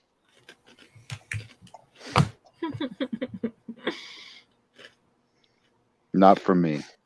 So I was joking about selling pre-orders, and KJ Smith said that there's people on eBay selling what looks like their BBTS pre-orders. How do you do that? I don't know. I know you can list things on eBay as pre-order because I've bought things off of eBay on pre-order before. People do it with Mezco shit all the time. Yeah. They get their pre-orders and then they throw the fucking. Yeah, I'm still waiting. Deposit or whatever down, or they pay for it in full, and then they just throw the pre-order up for like twice the fucking price. That's fucking crazy. Yeah, I bought this super stylized RC from, I don't even know what the hell company it was, but it was a pre-order from a long time ago. It was supposed to come out in July, and it's now September, so better see what's going on there. Yeah. So I took that WOG flesh, and they gave him, I don't know if you can really see it, they gave him some spots. And I like it. Yeah, it looks fucking cool, man. You can't really see it that well. But I can see his chin. I can see a few on his nose. And camera. Yeah. Some of them are so tiny, it just looks like freckles. Got the back of his ears real good. Oh, wow. That looks really cool. Yeah, it does. Thinking like Gremlin-esque sort of stuff, you know. Oh, yeah, I got a bunch of Gremlins, too. Yeah. Those are definitely NECA. So I'm taking Thunderhawk blue, and I'm going to hit some of these freckles with it. Interesting. Do you guys ever get that NECA spider or that gremlin spider? Yep. That thing's fucking awesome. It was so rad. Doesn't quite like standing by itself, but it's no. The stand they have with it isn't that bad though. Yeah. I like the bat one too, but its wings roll real easy. Oh yeah. What do you guys think of NECA overall? I don't think they're bad. I got a lot of predators and I've never really had a problem. I've had one. It was like the predator dog from the I think it was the last Predator movie. Okay. And I opened that out of the box and the thing just crumbled in my hand. So I don't know if it was just a KO that I got or if it was just the one bad one. But all my other ones have been fine. You just if the joint's not moving, don't force it. Just heat it up a little bit. Heat it up. Back and forth. Their Pan's Labyrinth stuff is really cool, Frank. I also like their alien stuff. It's cool. A lot of the stuff we have though from NECA isn't open. It's hanging on a wall. Oh, just new in box. We do have a lot of NECA stuff. It's just, I guess, it's like half. Half of it's open, half of it's not. I think I just painted the computer. Like the Bob Ross we have is hanging up. The Trick or Treat guy is hanging up. There's a ton of shit. I don't even know where to start. Yeah, there's a bunch of alien stuff upstairs. Aliens and Predators. Mm-hmm. A lot of older stuff too, even. I like it.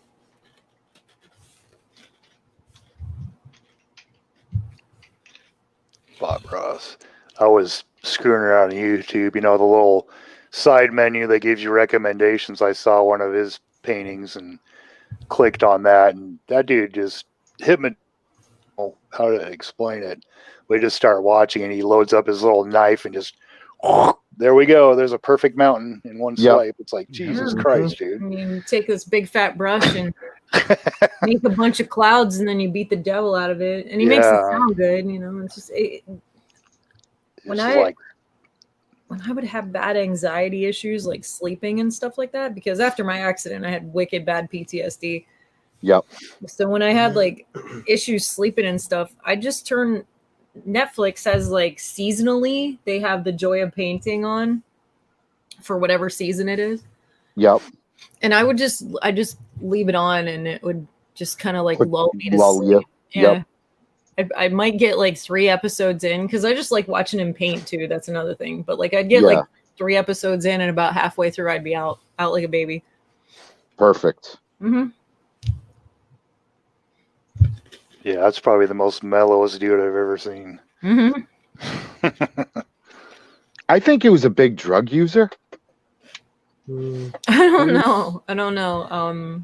Like I could see Bob Ross being like way into Quaaludes. Like none of these young cats like, what's a fucking Quaalude? It's old people drugs, kid. I could see it. He was like some sort of military dude, though, wasn't he? I think he was in the army, yeah. Yeah. All right, what did we decide on the eyes here? You want to get crazy and do like cat eyes? Well, Frank wants shotgun eyes, and I can't do that. That's ridiculous. What the hell are Shanigan eyes? Shotgun. Sharingan. Sharingan. Look it up. I'm going to the Googles. Sharingan. Sharingan. With a G-A-N? Mm-hmm. Mm-hmm. Oh. What the hell is this? Uh-oh.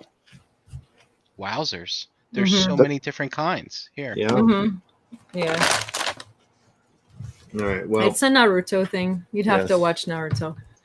Yep. Chan, I will let you know that I got 5 minutes into the first Naruto episode this weekend before I was like, I'm not sure. I'm not ready.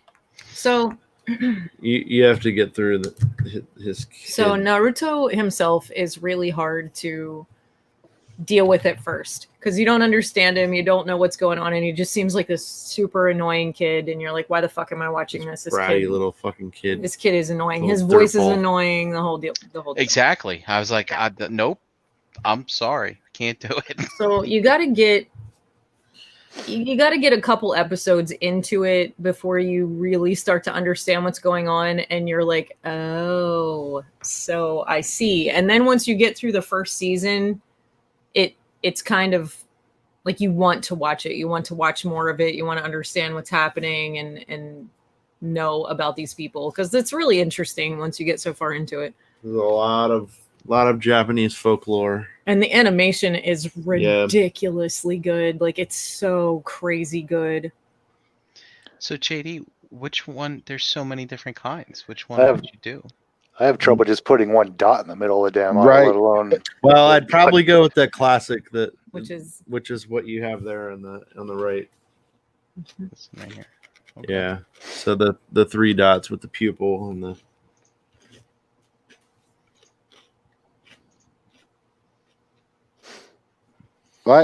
Don't feel bad, Brian. I tried getting into Avatar, and I'm struggling. That Airbender thing. Mm-hmm. Yeah. That's a little more almost Disney-ish. It is more kiddie than Naruto. Right. Naruto gets pretty violent. Yeah, Naruto gets pretty heavy. Avatar is a lot more Nickelodeon, very like, kid-oriented. You have to kind of like look past that to get into it. No, and I'm not saying it's I'm just having a hard time. And I'll be totally honest, I had a hard time with a lot of I'm still kind of working through Clone Wars. There are some fucking hot garbage episodes of that. It's a little difficult in certain areas, certain seasons. Yeah.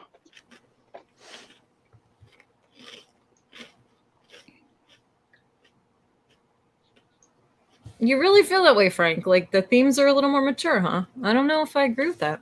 With what? Avatar. I don't know if I agree with that.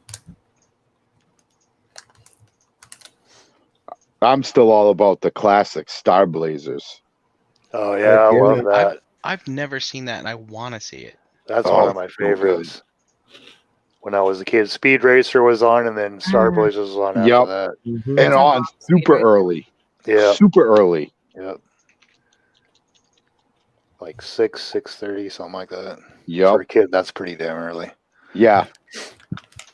I was a big Speed Racer fan. And then, what was that, like late 90s, they started doing like the Speed Racer, the songs, like they did the whole like techno songs with. Yeah. Do you remember that? Mm-hmm. Sorry. Speed Racer in the late 90s, like had like this weird resurgence on MTV. Mm-hmm. And I remember MTV playing episodes and like people being, like dudes wearing fucking Speed Racer shit. Mm-hmm.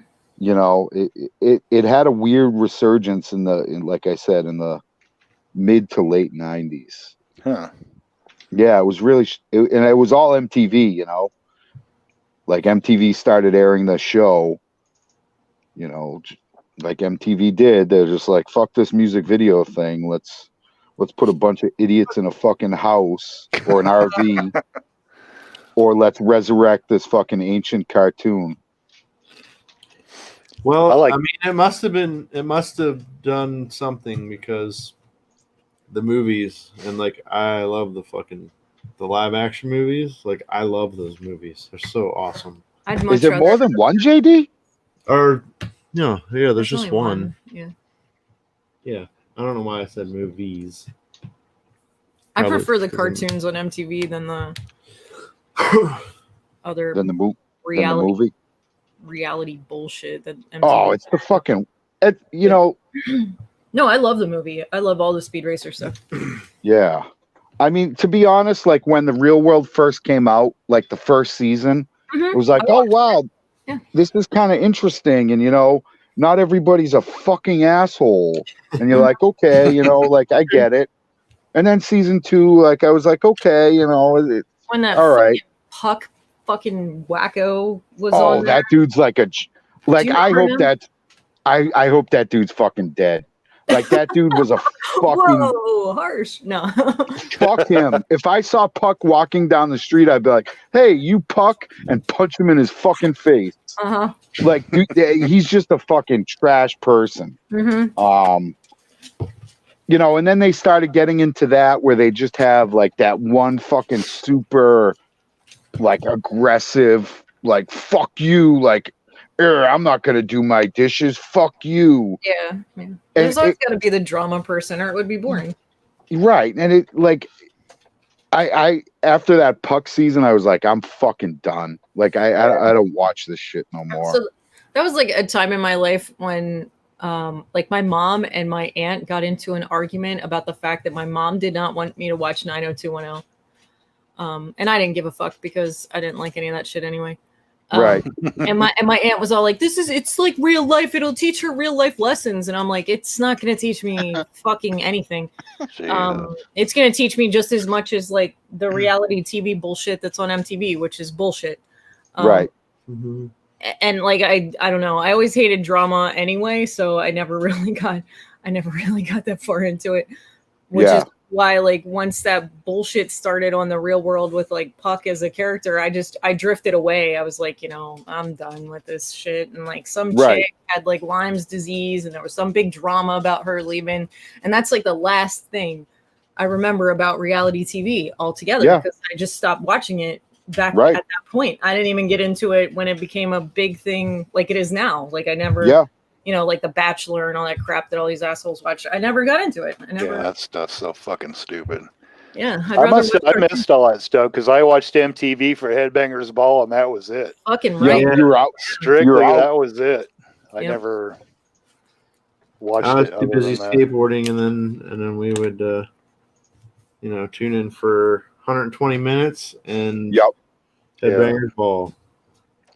They had that Eon Flux. Oh yeah, got that a couple times. Liquid television. Yeah, that was good. Yeah. So funny story on VHS. I have a lot of that stuff. It's called Rocket Ship Reels.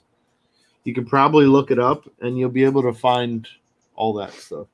No shit. Pretty wild, yeah. Rocket Ship Reels, huh? It's called Rocket Ship Reels, and it's Reels. It's the chef. And Flux stuff isn't on there because that was Peter Chung. That was like his property. But a lot of the other stuff, like I don't know if you guys remember Dog Brain.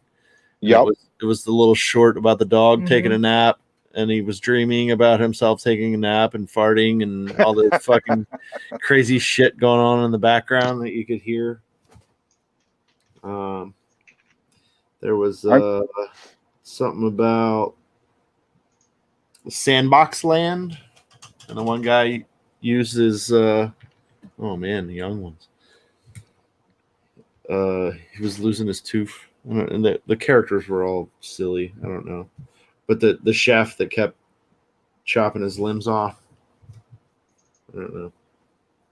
I kind of remember something like that, but I kill you. Not quite latching onto it. What about the Max? Ooh, I have that on VHS. I remember that being fucking unbelievable, and going into comic shops like, have you ever heard of the Max? The Max? And they're like, yeah. I'm like, well, do you have any of it? No. Yeah, that's a great book. Well, could I buy it? No, because we don't have it. Sam Keith stuff. I was a big fan of all. Like, I think I have a complete set of the. I have to look. Holy shnikes, that looks amazing. Pretty sure I have a complete set of that. Yeah. JD, that's fucking killer looking, man. Wow. You know what's weird? There's a comic book store near this pizza shop I go to, and I decided to finally go in last year, and they only carried Marvel and DC comics and nothing else. Wow. Yep. That's weird. That's a shame. Well, I hate to say it. I think comic books as we know them max have another 5 years. I think digital fucking stuff. Yep. That's a shame. It is a shame. Yeah. It's really a shame. And I would be okay if they didn't do 100% digital, but if they just did like trade paperbacks every 6 months or something like that, where it was like, all right, here's your Wolverine or X-Men fix. Yeah. You know, for 6, because I don't like reading comics digitally. I fucking hate it. Yeah. I like having a physical copy of like with my music and movies and all that shit too. I like books. You know, if your computer decides to take a shit one of these days, bam, there goes all your fucking crap. Yeah. You got nothing now. I've kind of gotten away from buying a lot of. I used to buy a ton of DVDs, and same thing with books. Like now, I'm a little more selective. You know what I mean? Like I don't just buy like, ooh, I'm gonna get the new Fast and the Furious movie. I haven't bought a DVD in a long time though. Yeah. Same with music. I listened to the shit I listened to when I was a teenager over and over again. Oh, so you're kind of like me. It's like hard to find that new shit. Yeah, I don't listen to new music much. What's your favorite? Go around the horn. What's your favorite bands? Like your favorite band? Oh God, that changes every time I listen. I mean, it's probably Slayer. On. Slayer, probably my favorite. Hatebreed. Black Sabbath with Ozzy. Mm-hmm. The Doors I like a lot. Jimi Hendrix, Led Zeppelin. Nice. Van Halen. Shit, there's lots of rock and roll I like. Yeah. What's that, Brian? I said, Mike, speaking my language. Yeah, I like a lot of different bands, but I have to pick one. You know, Tom Petty, also a big Pearl Jam fan as well. Okay. And a big Dave Matthews Band fan. Really? Mm-hmm. That surprises me, Brian. Why? I don't know. Like it just does. Like I'm always surprised when people really love Dave Matthews. Like I just I never got it. I might renege a little bit and not say I'm a huge fan, but his first 4 albums is pretty much, and then after that I kind of, you know, I go and I see him play every year. Obviously we didn't go see him this year, but it's me and a group of people and we go every year, and so that's more of that has more to do with it than the music. So they're just so live. There's a much different feel there. Yep. Like, I went to a Farm Aid show a couple years back, and him and Tim Reynolds played together, and it was just the two of them, and those two jammed out, and it was so great just to see that, because it's not like, you know, like you go see some bands or you listen to some music, and it's like it all sounds exactly the same. It always sounds exactly the same. It, you know, they play the music exactly the same way it is on the album, blah, blah, blah. Yep. But you go see those guys live and they're riffing, man. They're just having a blast. They're enjoying what they're doing. And that changes how something sounds to you when you're watching somebody do something they love to do. And it's not just the same repetitive bullshit over and over again. Gotcha. So I can agree with Brian on that for sure. Cause like that's how Dave Matthews started before he went mainstream. It was all like jam band stuff. Yeah. And back in like that time period when he came out, that was a big deal. That was like, holy shit, blown away. That's pretty great. I want to go see that, you know? Right. You know, stoner kid watching jam bands. That's a good time. I get it. Yeah. And I never really realized how dark some of his shit is. Oh, it's poetic, man. Yeah. Like it's really dark. I was like I grew up a 90s hardcore kid. Mm-hmm. Yeah, you know. Me too. Yeah. So it like I always had like disdain for anything that was like pop. You know what I mean? That was like mainstream. It's like if it isn't sick of it all, go fuck yourself. Right. Alleyway crew shit, man. Yep. And so I had this huge hurdle, right? You know, in life to like really like I always appreciated classic rock or whatever, Right. But there was a point in time, like from like, let's say 90 to, I don't know, 97, 98, 99, where it's like, if it's on the radio, it's fucking trash. Yeah. Right. That's pretty much me ever since I was a teenager up till now. Yeah. I still can't really stand the radio unless it's like classic rock stuff. You're right. Well, I liked everything that was. Go ahead, Mike. I liked everything that was playing in your tattoo shop, JD. That was several hours of goodness there. So that was probably like, I don't know, it might have been Gojira radio or Mastodon radio, or yeah, that was pretty cool. I'm a big fan of both of those bands, but like Matt said, I grew up 90s hardcore kid, so a lot of like Undertow and Earth Crisis and Integrity and Shelter and 108 and now, did Pennsylvania have a local scene when you were a kid? Yeah. Yep. So it wasn't until, all right, so this is kind of like story time, but like it wasn't until maybe JD. No, that's okay. It might have been, I don't know, 10 years ago. Somewhere around that, like 8-10 years ago, my brother introduced me to this band called Karate, and they're like it's like this jazz. They're like a jazz band almost, but you can hear like blues influence. You can hear a lot of punk rock influences. So fast forward, like I do a little research on the band, and the lead singer is the guitar player, lead singer. They're like a 3-piece band, and he's actually from the Harrisburg area, and he used to set up all the shows around here. No shit. Yeah. So I'm like, wow, that's kind of weird. Like, you know, going to see like Ministry and Pigface and Fugazi and like all these fucking bands that played around here. Like he was the one that set all those up for the venues.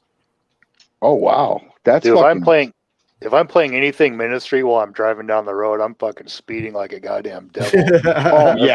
It's impossible. Right. That shit just gets under my skin and just fucking amps me up.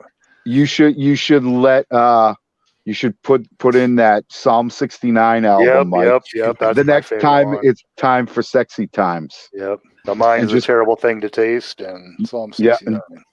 And just see what happens.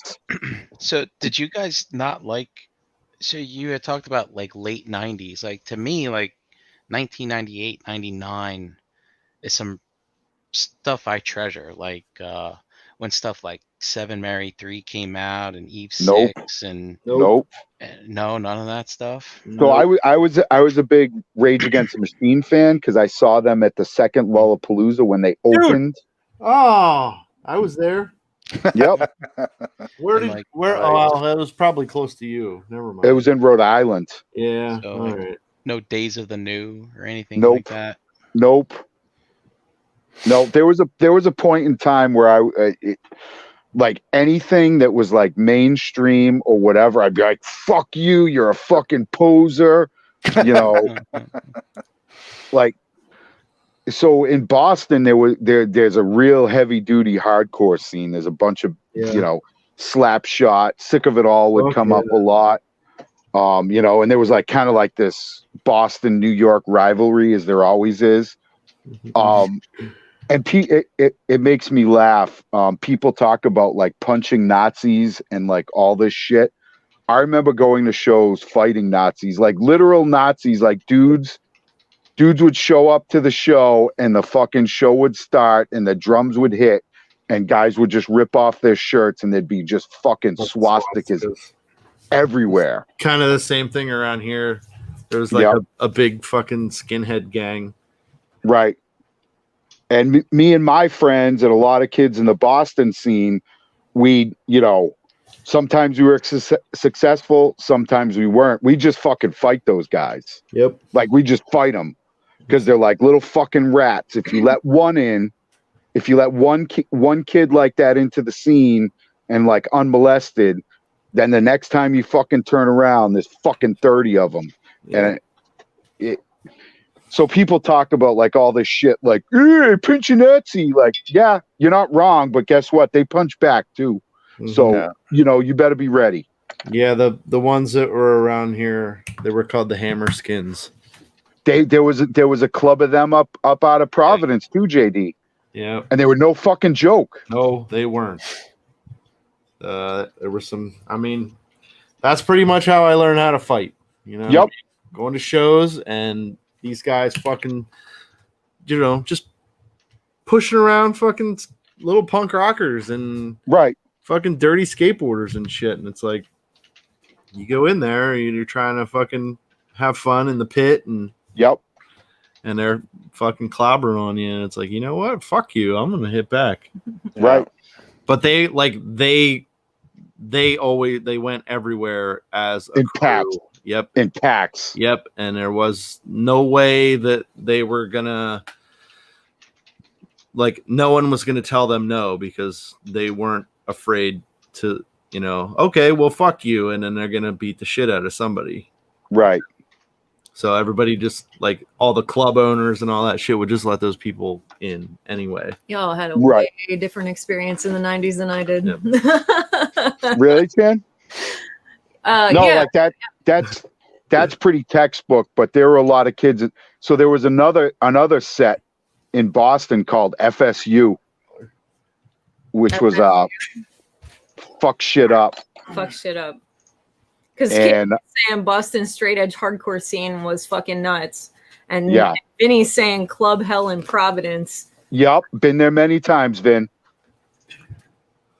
Been there many times. And it was no fucking joke. It was no joke. Like you could go to the fucking pretty easily go to the hospital, get hit in the head with a fucking chain, or a dude fucking bust you up with some brass knuckles or whatever. It was not a place that was safe. Yeah, my in a lot of ways was way fucking different. Really? Yeah. Like how so? I mean, we went to some clubs and stuff like that, but it was never anything like that. I mean, we went to a place, and JD will know what I'm talking about. We went to the Vault all the time. Yeah, Harrisburg. And it was a pretty mellow scene. I mean, shit kind of broke out sometimes, but it was it just depended. Yeah. And it was definitely not on like that level. I had my first gun pulled on me in the Vault parking lot. I'll believe that, in the parking lot for sure, but not inside the club. Like, it was just different in there. I will admit that the first time I experienced, like, if you're gonna dance all night, you really gotta watch how much you're drinking. Because at first I tried to mix them both, and I literally walked into the ladies' room and just like threw up all over the floor. There's like 6 girls standing in a circle in the and the bathroom's real small, and I just like fucking yacked right on the drain in the floor, and like looked at all of them, was like, sorry about that, ladies, and turned around and walked right back out, and I was fine. But it's just the adrenaline. It's like right. There's a lot of people in there, you're sweating a lot. It's an actual club. It's not like some people are calling something a club and it's not what it is, but like, it's just a lot going on. And I spent the majority of the 90s like dancing and singing and carrying on. It was a little different for me. I wasn't into like the hardcore stuff, I guess. Right. I listened to everything, so it's really hard for me to say that I like one and I like one band more than another, because I quite literally listen to fucking everything. And most people are like, yeah, I hear you, I do too. And I'm like, no, man, you should hear my Pandora. It sounds like a psychopath. Like, it's really fucked up, because I'm all over the board. Like, I'm running everything from like old school jazz and blues to like, Mongolian throat singing. Could be. I mean, that could be in there. I mean, it's so much of everything that I can't help it. And music really takes me sometimes, like I get into the poetry of music. Yeah. And I get into the passion that somebody's putting into it sometimes. And it's, it's a little different experience for me, because it's not It's not necessarily it's this band or that band. Is it cool? Is it not cool? It's did it catch me? You know what I mean? Yeah, no, I get that. And that's, you know, that's why I can't say that I like something specific more than anything else. Like, let's see. Brian brought up Pearl Jam, Eddie Vedder. If you get into like his later stuff that he's released within the last few years, whenever he did the soundtrack for a movie called Into the Wild, that shit. Oh, I'll tell you what, I'm not a big Pearl Jam fan, but there are some great fucking tracks on that album. Fucking right there. Yeah. And it'll make you cry, man. It's fucking serious shit. And he's got a hell of a voice. Like that's it's unmistakable. You're not finding his voice anywhere else, you know. And then Jake introduced me to a band called Baroness, and I absolutely love them. They're phenomenal. They're great.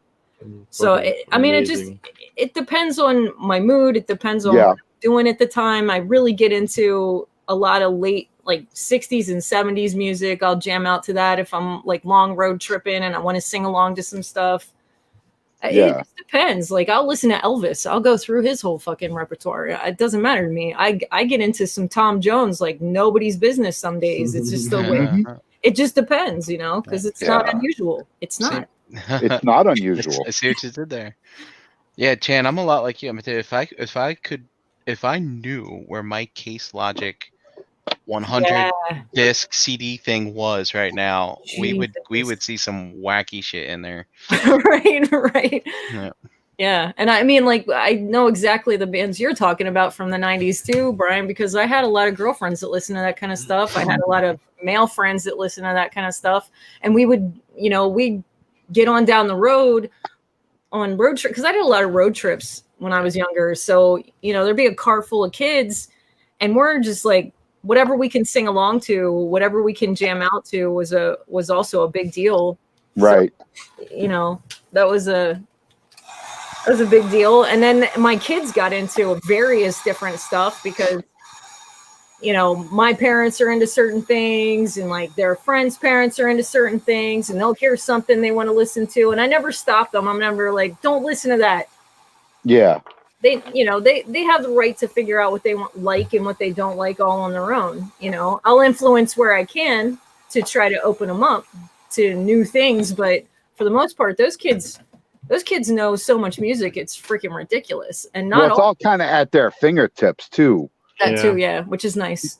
You know, like growing up in the hardcore scene, like you had to work to find that band. You know what I mean?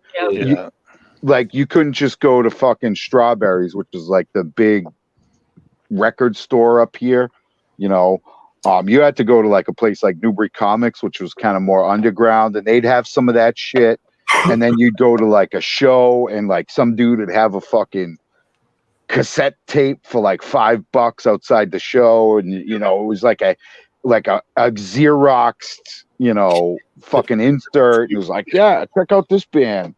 Like you had to work to find that underground shit. Dude, I'm so jealous of you guys having that kind of an experience because like my mom was so restrictive when it came to like what I was allowed to listen to and not allowed to listen to, that like I was doing everything I could to get away from fucking Kenny G and Bette Midler.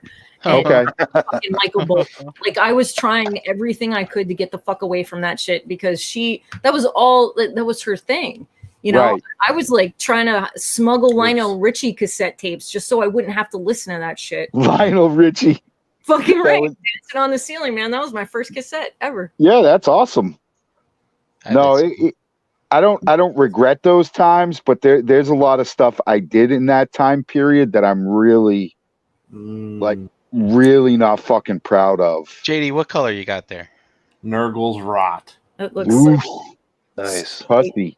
Fucking pus. It's like, it looks like pus. It's disgusting. Like, it's got like granules in it and shit. I don't know. Is it a technical? Yeah. Yep. So you can you can kind of see like it's like, ew, there's like boogers and dirt in it and shit. Gnarliness. Yellow girl, it's not. But pretty much doing this, and he's done.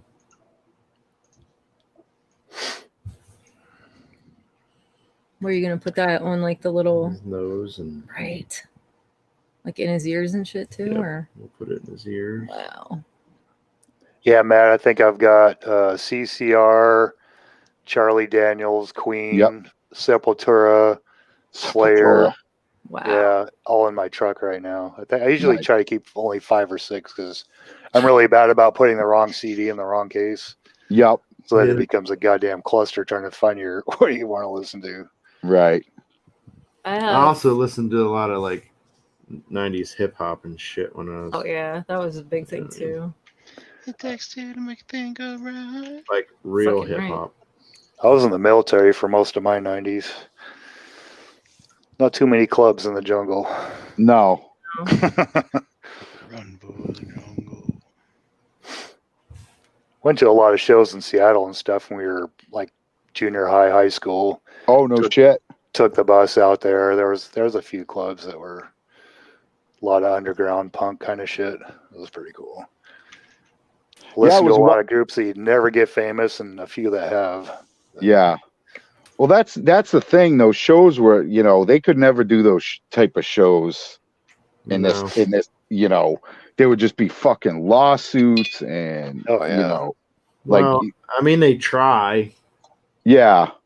I mean, you can't go to a Slayer show and not leave like not bleeding. Yeah. No, you're not doing it right if you don't. That's yeah, like, and that's fine.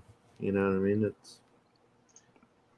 But the older I get, the less I like live music, to be totally honest. Like, there are only very few bands that I want to go out and see live, just due to the cost, and I don't want to deal with the fucking crowds, and like, I'm kind of all set. Like, my favorite band right now is Amon Amarth. Okay. Yeah. They're like Viking death metal, basically. And I really like them, and they put on a great show. But like, other than that, I'm kind of out. Dude, I've been to some great shows within the last like 10 years. Like when I went to Farm Aid, that was the shit. Like Neil Young played one song for 15 straight minutes. It was fucking amazing. It was, and he's old. He's an old fuck. He's old as fuck, yeah. But he jammed out. Like, he was fucking jumping around the stage and fucking like dancing all over the place. It was amazing. It was one of the most amazing experiences I've had. Dave Matthews, Tim Reynolds, that shit was fucking amazing. And it sounds so stupid, but now hard coat. It's one of those things where I'd rather go see a band that's actually gonna jam out. I don't want to go there for the crowd. I want to go there to see the band. Does that make sense? And I get that. I do get that, and I'm with you. But it's like the crowd for me, especially if I go with the girls. You know, I'm like fucking hyper vigilant, and it's like, and it comes back to those hardcore days. You know what I mean? Like, I don't know when. Get an arm out. You always get an arm out. Yep. You know, you never know when something's gonna fucking pop off. Yep. Yeah. And you know, and then the price. So I wanted to see Tool. Yeah. They came to Boston. It was fucking $300 a ticket. Wow. Jesus Christ. Wait, what? That's fucking insane. So I saw them during the Anima tour. Mm-hmm. And it didn't sell out. I don't know how it didn't, but it was probably just because of the venue. Like, the venue sucked. It was at the Giant Center in Hershey, like in the hockey rink. Yeah. But my cousin and I went, and I think tickets were like $35. Right. How long ago was that? The Anima album. I don't know, whatever year that came out. I don't remember, you know. I saw Dave Matthews at Hershey. Yeah, me too. Yeah, I saw him just a few years ago. Saw him there actually. a few times. Yeah, it was a few years ago. Well, it would be over a few years ago now. But, my tickets were behind the gate too, like not open field. They were behind the gate, and there was so many great people that I was just standing in like this crowd of really amazing people, and everybody was just singing along and having a great time. That was this really fun vibe. Just, It's a chill show from a crowd perspective. It really is. Dude, we love the tailgate. I mean, the tailgate's dude, I'm getting too old for this, man. I tell you, man. It's like we always, when we go, it's Friday and Saturday. He does two nights in Camden in Jersey. And yeah, man, dude, it's like I got to take that Monday off. It's like I need more than Sunday to recover. Yeah, you need 2 days to recover. Yeah. Yep. And it's not that I like get totally blitzed anymore. It's just being You're on just my tired. feet on my, because we get lawn seats and I just get on my feet the whole time. Yeah. Kim got me and my brother for my birthday tickets to Slayer, Testament, and Megadeth, and that was probably 3 years ago. Nice. In the WAMU Theater. That was fucking awesome. But it was kind of like, we were like sitting in the bleachers, and then my brother's like, "You want to go down there?" I'm like, "No, I think I'm good right here, man," because it was just I'm getting too old for this bullshit. Right. But we did kind of go down when Slayer started. I had to experience a little bit of that, and man, it was fucking awesome. I love seeing those groups. But yeah, you're right, Matt. This is a pain in the ass, the whole finding a parking spot, and all the dickheads that are around you, and people are always trying to start shit. And right, it would, and it's not so much the cost, like, but $300. So it's like, okay, for me and my girl to go, and she's not a huge Tool fan. It's like $600, and that's not counting parking. That's not counting anything else. Anything. It's just like, that's just fucking ridiculous. T-shirt. Yeah, fucking $90 fucking T-shirt. Yeah. I remember 1988, I went and saw Iron Maiden in the Tacoma Dome. I think I paid like $18 for the ticket for general admission, which was what you wanted to get. But yeah, it's I can't remember how much he said she paid for the Slayer, but they were expensive. That's crazy. Because like $300, man. That's because they played a casino in Connecticut that has like a pretty. It's not huge. And then they played the Mohegan Sun. Mohegan Sun, yes. It was either Mohegan or the other one. The name escapes me right now, but there's Mohegan and then there's another one. So they were at Mohegan, and then they were in Boston, but it wasn't the Garden, and tickets were like $300. I'm just like, fuck you. My first concert was at Hershey. It was inside. It was still the Hershey Bears Stadium. Wasn't bought out and turned into the Giants Center yet. And it was still a tiny little fucking indoor arena. Ozzy played. It was my senior year in high school. Oh, nice. 1996. His fuck retirement tour. Korn opened for him, and Cold Chamber and somebody else, and I can't remember who it was. And those tickets were like $30. And that was my first concert. Like, yeah, like going to big name. Yeah, like going to hardcore shows and shit. I mean, it's $5 to get in. You know what I mean? Yep. But I've seen Foxwoods. I've seen Sick of It All probably like 8 times, 10 times maybe. Guar, I've seen them probably like 7 or 8 times. Yep. They need some. It was always it wasn't priced ridiculous. Yeah. I think the most I ever paid for tickets, I saw Volbeat a few years back, and that was like, I don't know, they might have been $80 a ticket. Yeah. So it was like a small club that they played for like a record release too. Yeah, and I'd be fine with that. Like when I go to see a Montmartre, they usually go to the House of Blues. Yeah. And that's where it was. And the tickets are usually like $60. And the last time they came around, I took the girls. They're both tiny, and I think at the time Sydney was 15 maybe, and like her favorite band was like 5 Seconds to Summer. So she's like, what the fuck is this shit? Yeah, exactly. They come out in a fucking Viking boat, and she's like, what the fuck is going on? You know, some dude was like wearing corpse paint, and she's like, "What's that guy doing? Is he a vamp? Like, is he trying to pretend he's a vampire?" I'm like, "No, honey, that's corpse paint. That's a whole other subculture of metal." Fucking metal, black metal shit. Yep. Oh, she gets so mad. I like Behemoth. Oh And yeah, they're fucking heavy. yeah. And like I used to pick her up from high school, fucking cranking Behemoth.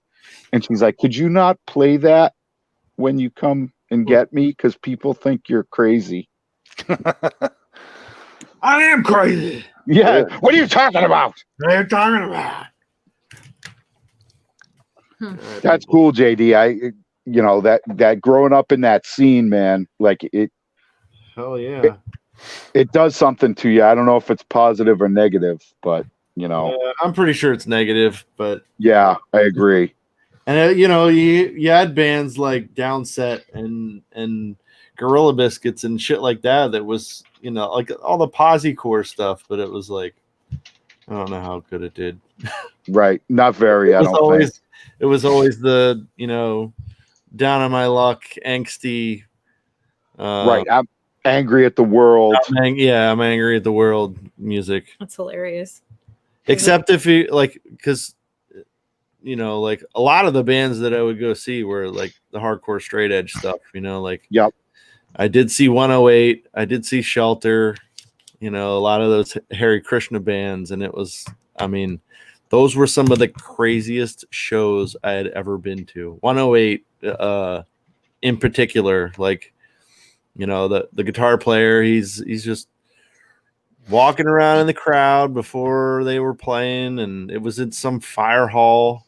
Yep. He's got his robes on, and he's, you know, offering everybody a Dorito. He's got a family bag of Doritos. Hey, want a Dorito? Hey, thanks for coming out. Hey, he's like super, super nice. Yep. You know, he gets up on fucking stage, and they played like 3 songs. And by the 3rd song, he snapped the fucking neck off of the guitar. Like, snapped the guitar in half. He was playing it so fucking hard. They shut the show down.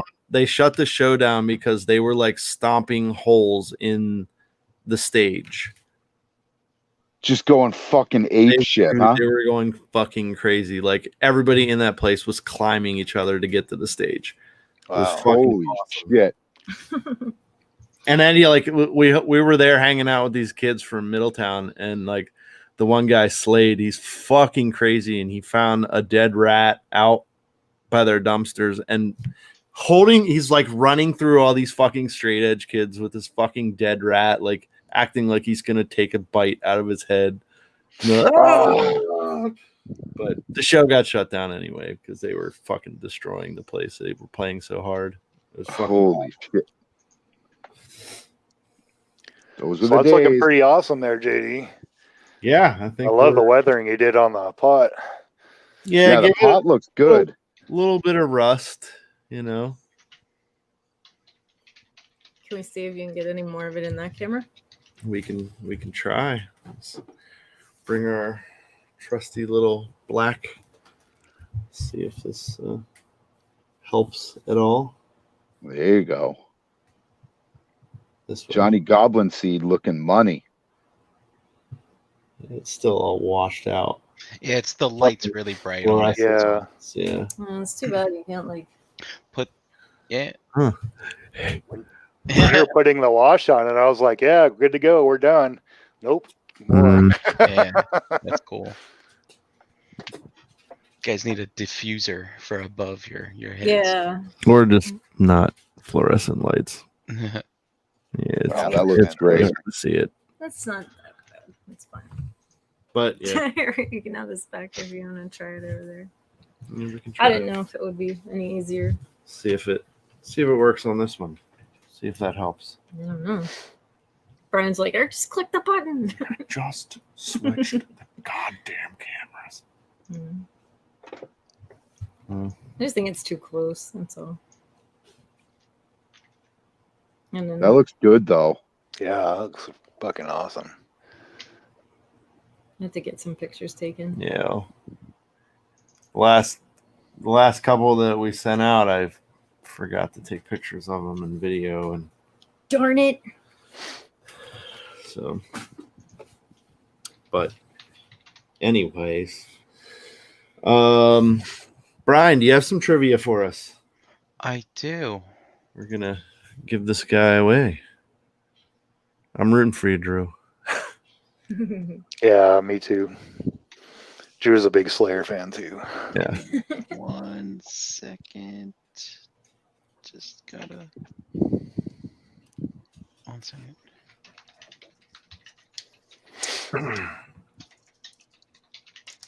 NKJ. I think I feel so jealous sometimes because you've had like all these crazy musical experiences and my shit's been all over the place. Like, my shit's been all over the place too. Like hippie, crazy, like hardcore hippies. There's like a whole nother wave of bands that in my mid-20s I went and I saw it was Styx, Journey, nice, REO Speedwagon. Right. It was fucking awesome. They know how to jam out, man. It was outside of Hershey, in the fucking field, out in the middle of the field venue. And when Styx came out, like it's time for me to fly. His fucking piano was on this fucking lift, and it was like it would go up like 15 feet. No shit. That's awesome. Pretty fucking crazy. I saw a lot of shows in Hershey. Yeah. Mr. Roboto was my first piece of music I ever owned. Heck yeah. Pyromania was the second. Fucking right. Nice. Domo. All right, I'm ready. Do it. All right, let's do it. Thundercats trivia. I hope you guys are ready. Oh. All right, do we want to go hard, medium, or easy? I'd say medium. That's entirely up to you. All right. Well, JD, you know my penchant for style with asking questions. So let's see how this goes. Okay. All right. So as we all know, the Thundercat characters are named after cats, right? Mm-hmm. So we got Lion-O, who's like a lion. Cheetara, who's named after a cheetah. Panthro, after a panther. And then, of course, lastly, there's Tigra. So, that being said, what was Tigra's unique power? Frank, you already won once today. Huh. Not speed. I like how KJ Smith is like, he typed in Tiger right away. And he's like, oh, Tyler the Collector. Wow. Wow. Are you calling that winner? I'm calling that winner. Okay. Tyler gets ahead. KJ was close second. Yeah, he was right there. He was right there right after him. But just barely missed it. Well, it looks like you're it's a goblin head. Oh, yep. Tyler gets a goblin head then. Nice. Oh, Tyler says, I don't do mythics. Give it to the next guy. Huh. Oops. There you go. Wow. It looks like KJ gets it. KJ nice, gets KJ. it.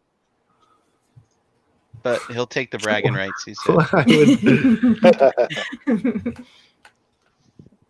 Very nice.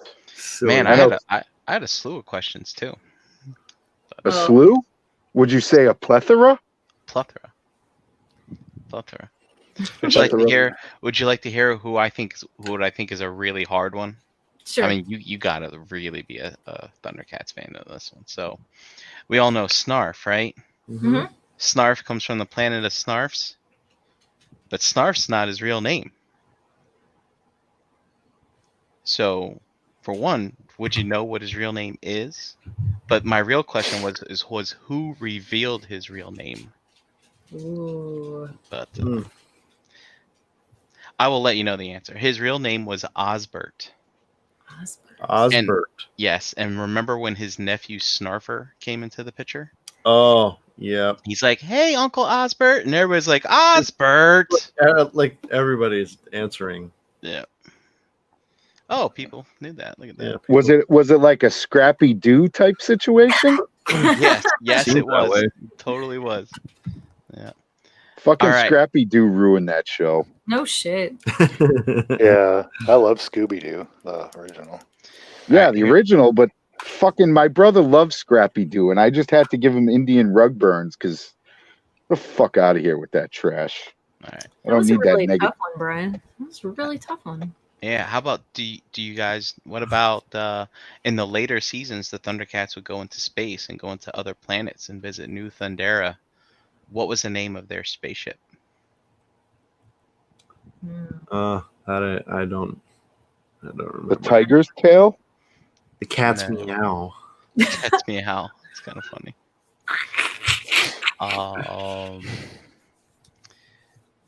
What about? Here's one that's another very obscure one that people might not get. He's giving all his trivia questions away. Oh, I can make up more for sure. I know. But all right, this is a hard one though. So they had these side characters that were kind of like Ewoks. They were called the Robear Burbles. You guys remember them? Mm-hmm. Mm-hmm. And they were like farmers and stuff, and they grew fruits and vegetables. And what was the most popular fruit that they grew that everybody liked? Come on. Come on. Come on. Come on. By the way, the answer to the spaceship was the feliner. Oh. Oh, Wow, that makes total sense, actually. that's great, so right? bad. The feliner. The feliner. It's almost as bad as Fisto. Almost. Or burble fruit.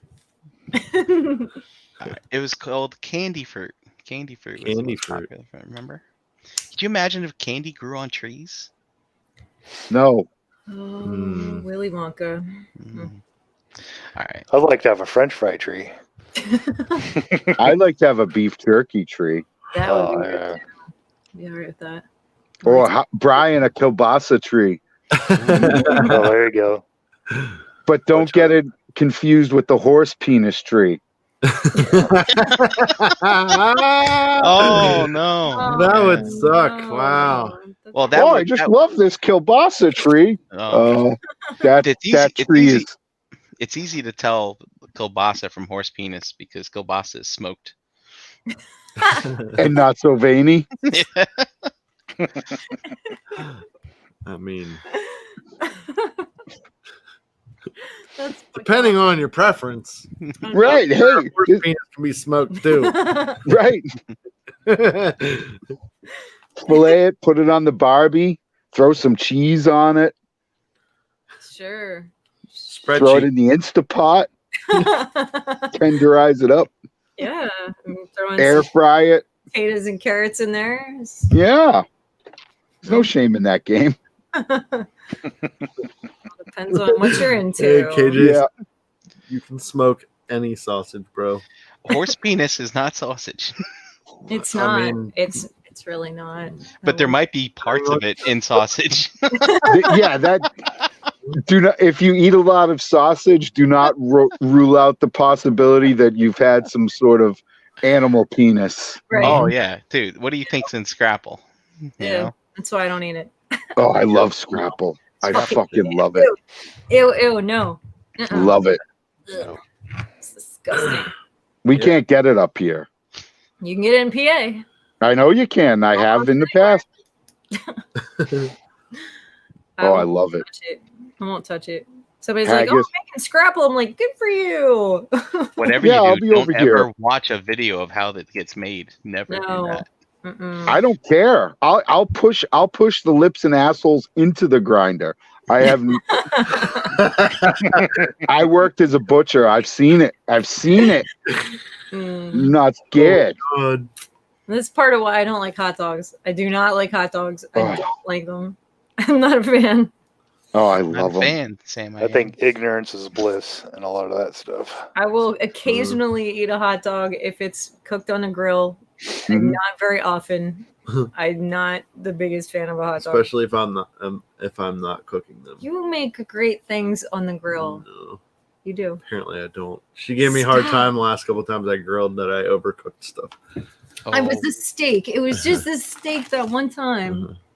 So JD, the firmer you gotta push on that shit. The firmer the steak is, the more well done it is. Yeah. And there, his steak I know. well done. I like my steak like well done. Matt, next time you're on one medium well. No, I like my steak rare.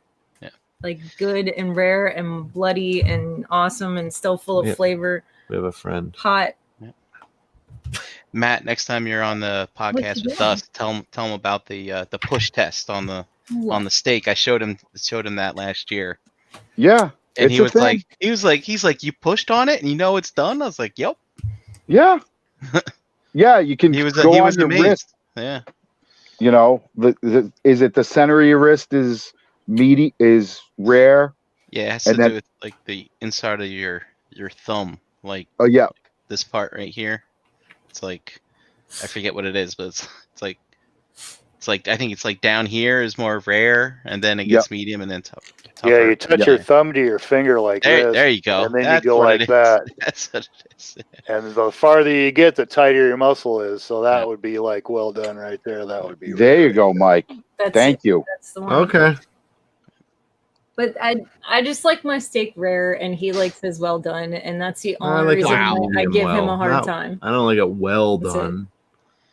Because I love rare steak. It's just the way it is.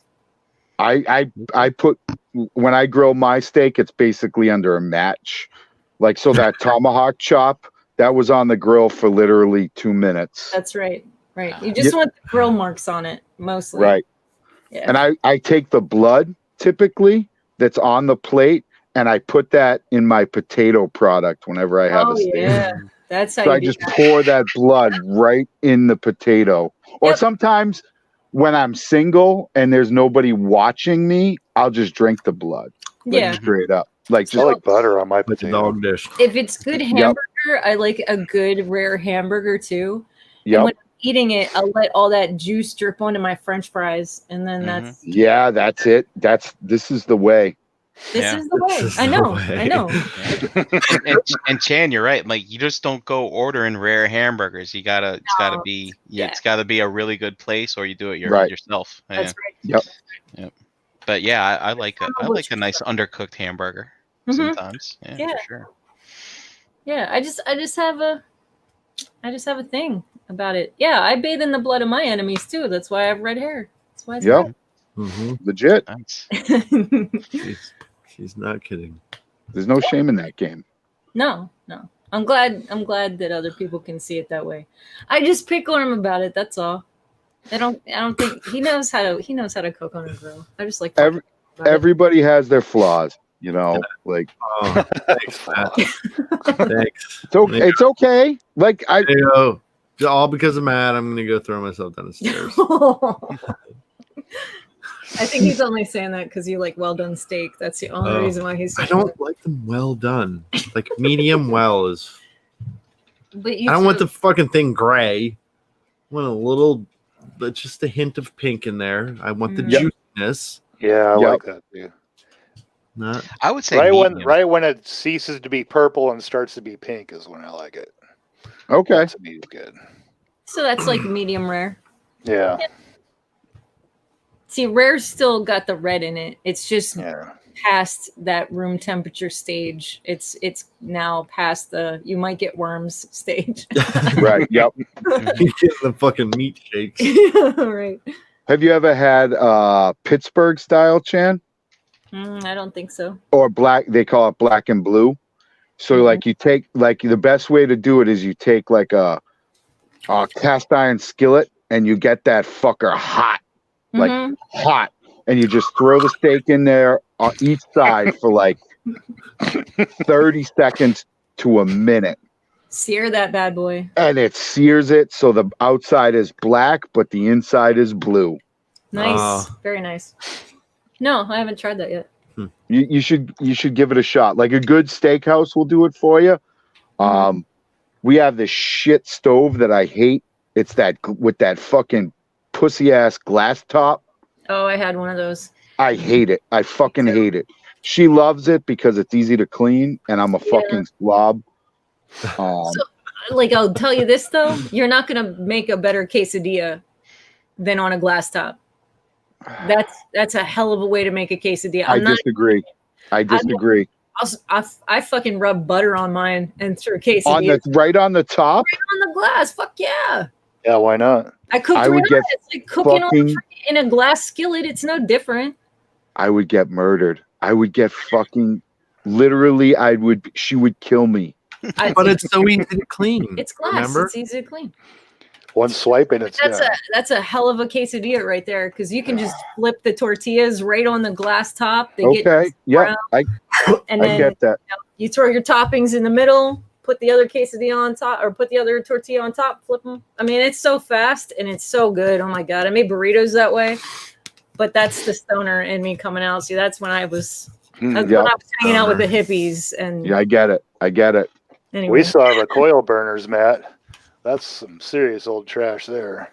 Yeah, I'd rather the coil burners, because then I can use cast iron.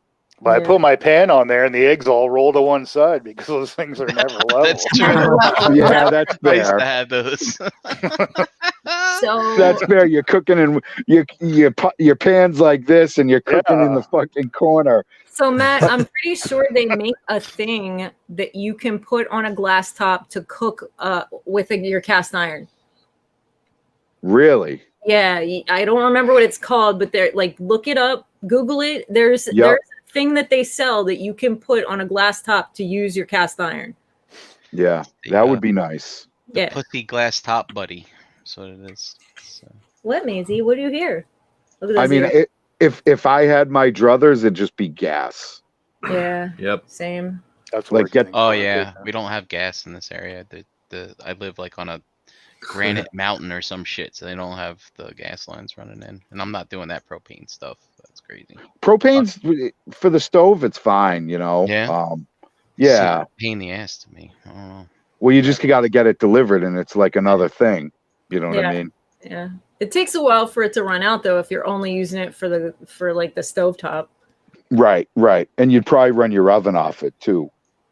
But I don't know. I hate the glass top. I fucking hate it. I did too, until I figured out the quesadilla trick, and then I was kind of like, it's all right for now. I'm not kidding you, Chan, though. If she came home and saw me cooking on the fucking glass top, she'd stab me in the face. Like I'm not even playing. I'm just gonna tell you, it's not that much of a mess to make a quesadilla. They get mad because the rule in our house is I do all the cooking.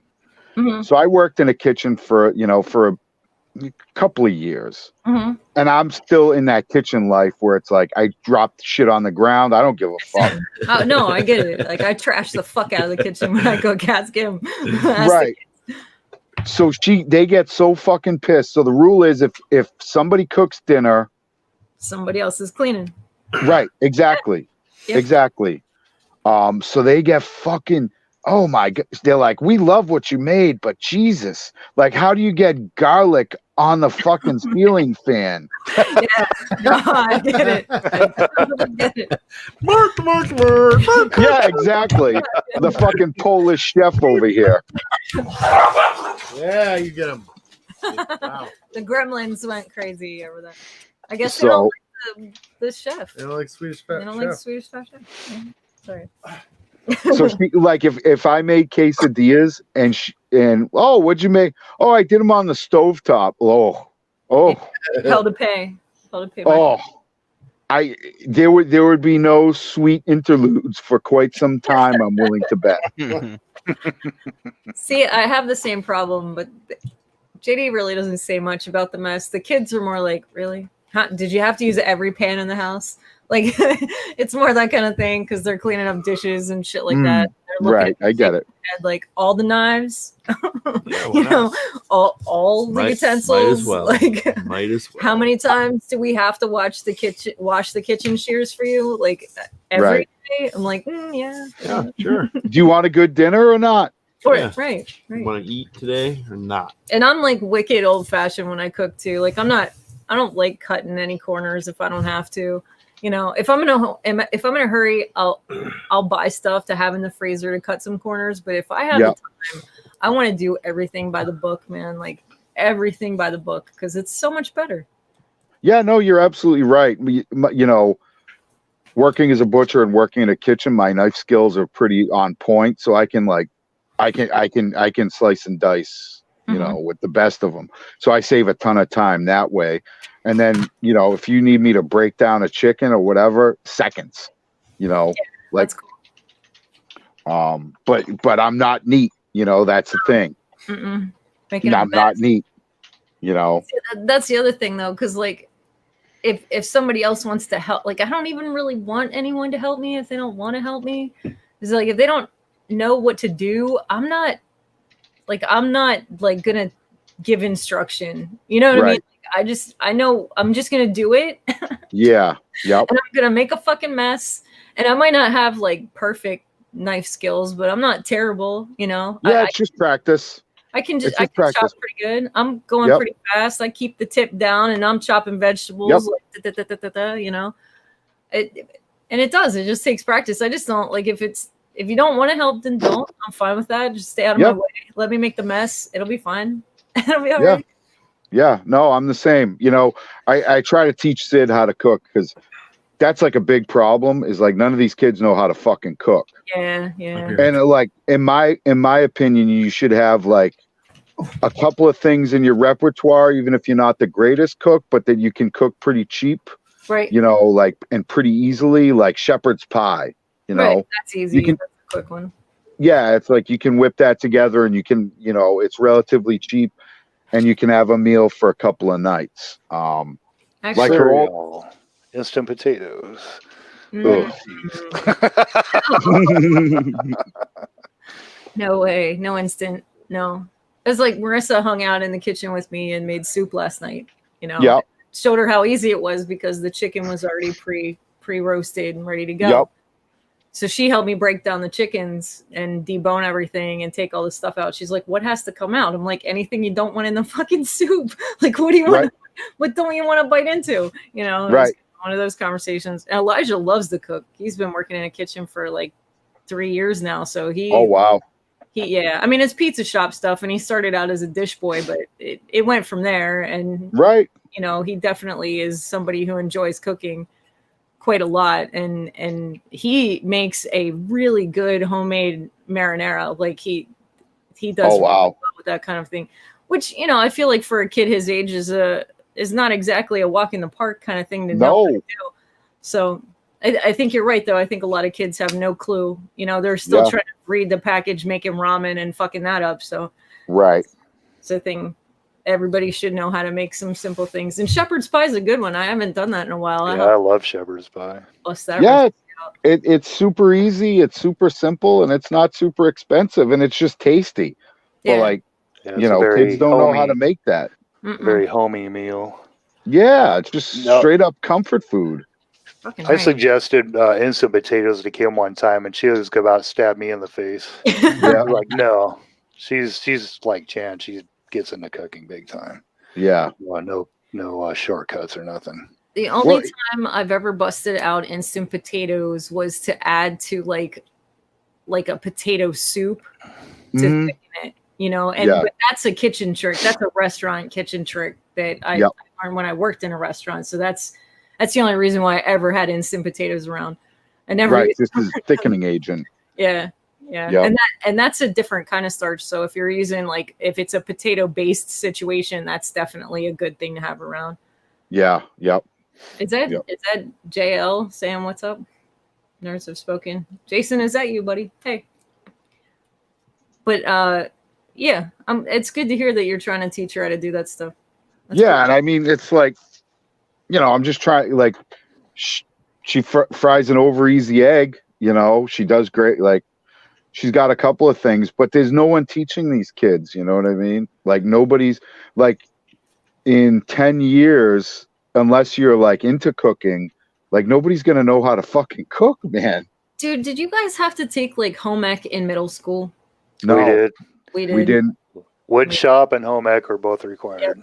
Mm-hmm. Like I think that they need to have home ec. Yeah. They need it. So home ec was like split in half. So like half the year you did like you did sewing class, and you had to learn how to make like a bag or a pair of shorts or some fucked up shit. And then the other half of the year, home ec was a cooking class where you learned like how to measure shit, what dry cups were, what wet cups were, blah blah blah, all this other garbage. And it wasn't an elective. In middle school, it was a requirement, and so was wood shop. Yeah, we had to make stuffed animals for like our final. I did a gorilla. Nice. Barely passed. He was pretty sad looking. He was the saddest of all later on. Yeah. I think the hardest part of that class was learning how to like thread a sewing machine, because that shit is like mind-bogglingly hard sometimes. Yeah. Like now it's like clockwork to me, but when you're a kid at that age, you're like, how the fuck am I supposed to, where does all this shit go? It's right. like a fucking maze trying to get the thread through the fucking machine. Yeah. No, I mean, I think they should do a half a year of cooking and then a half a year of like, just like kind of like running a household, you know, like skills. Yeah. Yeah. Like having a checkbook, you know, bank account, you know, like how all that shit works, how to write a check, how to fucking address an envelope. Yeah. You know, like all that just basic stuff that's just kind of fallen by the wayside. Like, could you imagine, like, to get a good grade in that class, you'd have to make sure that your bills were paid on time every month. You know what I mean? Like some shit like that. Like not that you sent the bill out on its due date, but that it got where it needed to go. Like learning the mail system, so you're doing that shit correctly and all that jazz, man. That would That's a great idea to start into the world. Yeah, that's you're going to be in for a rude awakening if you don't have your shit together. Right. Well, her oldest son is 22, and like he doesn't know how to fucking write a check. Yeah, that's madness, right? Or keep a register. Yeah, and it's like, dude, what the fuck, you know? And you know, she taught him or whatever, but it's kind of like that situation when your mom's teaching you something. I mean, you're not always fucking listening, man. No. And you know, so I've always thought that it's like, why are you taking pre-calculus 3 or whatever, something that you're literally never going to use, when you could put in, like I said, a half year, like you guys said, a half year of cooking, and then a half year of like how to kind of run a household, how to do a fucking load of laundry, how to... Yeah, what's up with that? Oh, it's fucking wackadoo. It's wackadoo. How to clean a bathroom. How to... What the fuck is that deal, right? Jesus. Shit, I had to learn how to do that before I was in goddamn junior high. How to hand wash dishes. Yeah, man, I've been doing my laundry since I was in 3rd grade. That's when I moved in with my dad. Yeah. And he's like, all right, Brian, if you're going to live here, you're going to have to wash your own clothes. Really? In 3rd grade? I was 5. Wow, that's holy shit. I was in kindergarten. My mom had me standing on a kitchen chair backwards, washing dishes at the sink. We didn't have a dishwasher and shit. Yeah. And I was doing laundry. I was standing on a chair to pull the clothes out of the top of the washing machine and then jumping off the chair to put that armful in the dryer. Like, I remember that. I was 5. Yeah, I think my dad just didn't like doing laundry. So well, there's that. Did you have to do his laundry too? No. I woke up early on the weekends, you know, Saturday morning cartoons. I wake up early, put my shit in the wash, and then I watch cartoons, eat some cereal. You know, by the time whatever the Smurfs was over, that you put them in the dryer, then you come back and watch kid video, and then when that's over, you take them out of the dryer, hang them up. and back then though, it was like, dude, there's no pausing the TV. So like, you hear that laundry machine go off, it's like it's commercial time. Run downstairs to the basement, you know, get that shit done. The show's gonna come back on. When it's gone forever. I'll tell you, I had my kids doing that shit young. Elijah was folding and putting away his own laundry at 6. And I'm not saying there's anything wrong with, like, I'm not like saying that. I'm just saying that's young. You know, I think I started doing laundry in like 7th grade. You know, we cleaned the bathroom and like that sort of stuff. In 5th or 6th grade, we'd have our Saturday chores and whatever. But yeah, that's pretty young. But you know what? Like, you got to learn that, and I don't think a lot of people are kind of teaching their kids.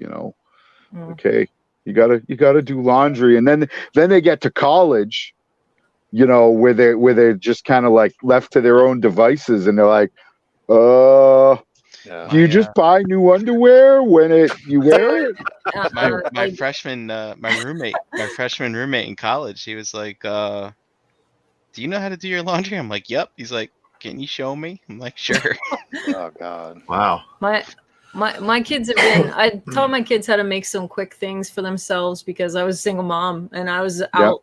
I left the house at 7:30 in the 7:30 in the morning, so they had to know how to do some shit. 2-minute eggs in the microwave. You take 2 eggs, crack them in a container, whip them up, put them in the microwave. You got 2-minute eggs. Have yourself a breakfast sandwich. Whatever.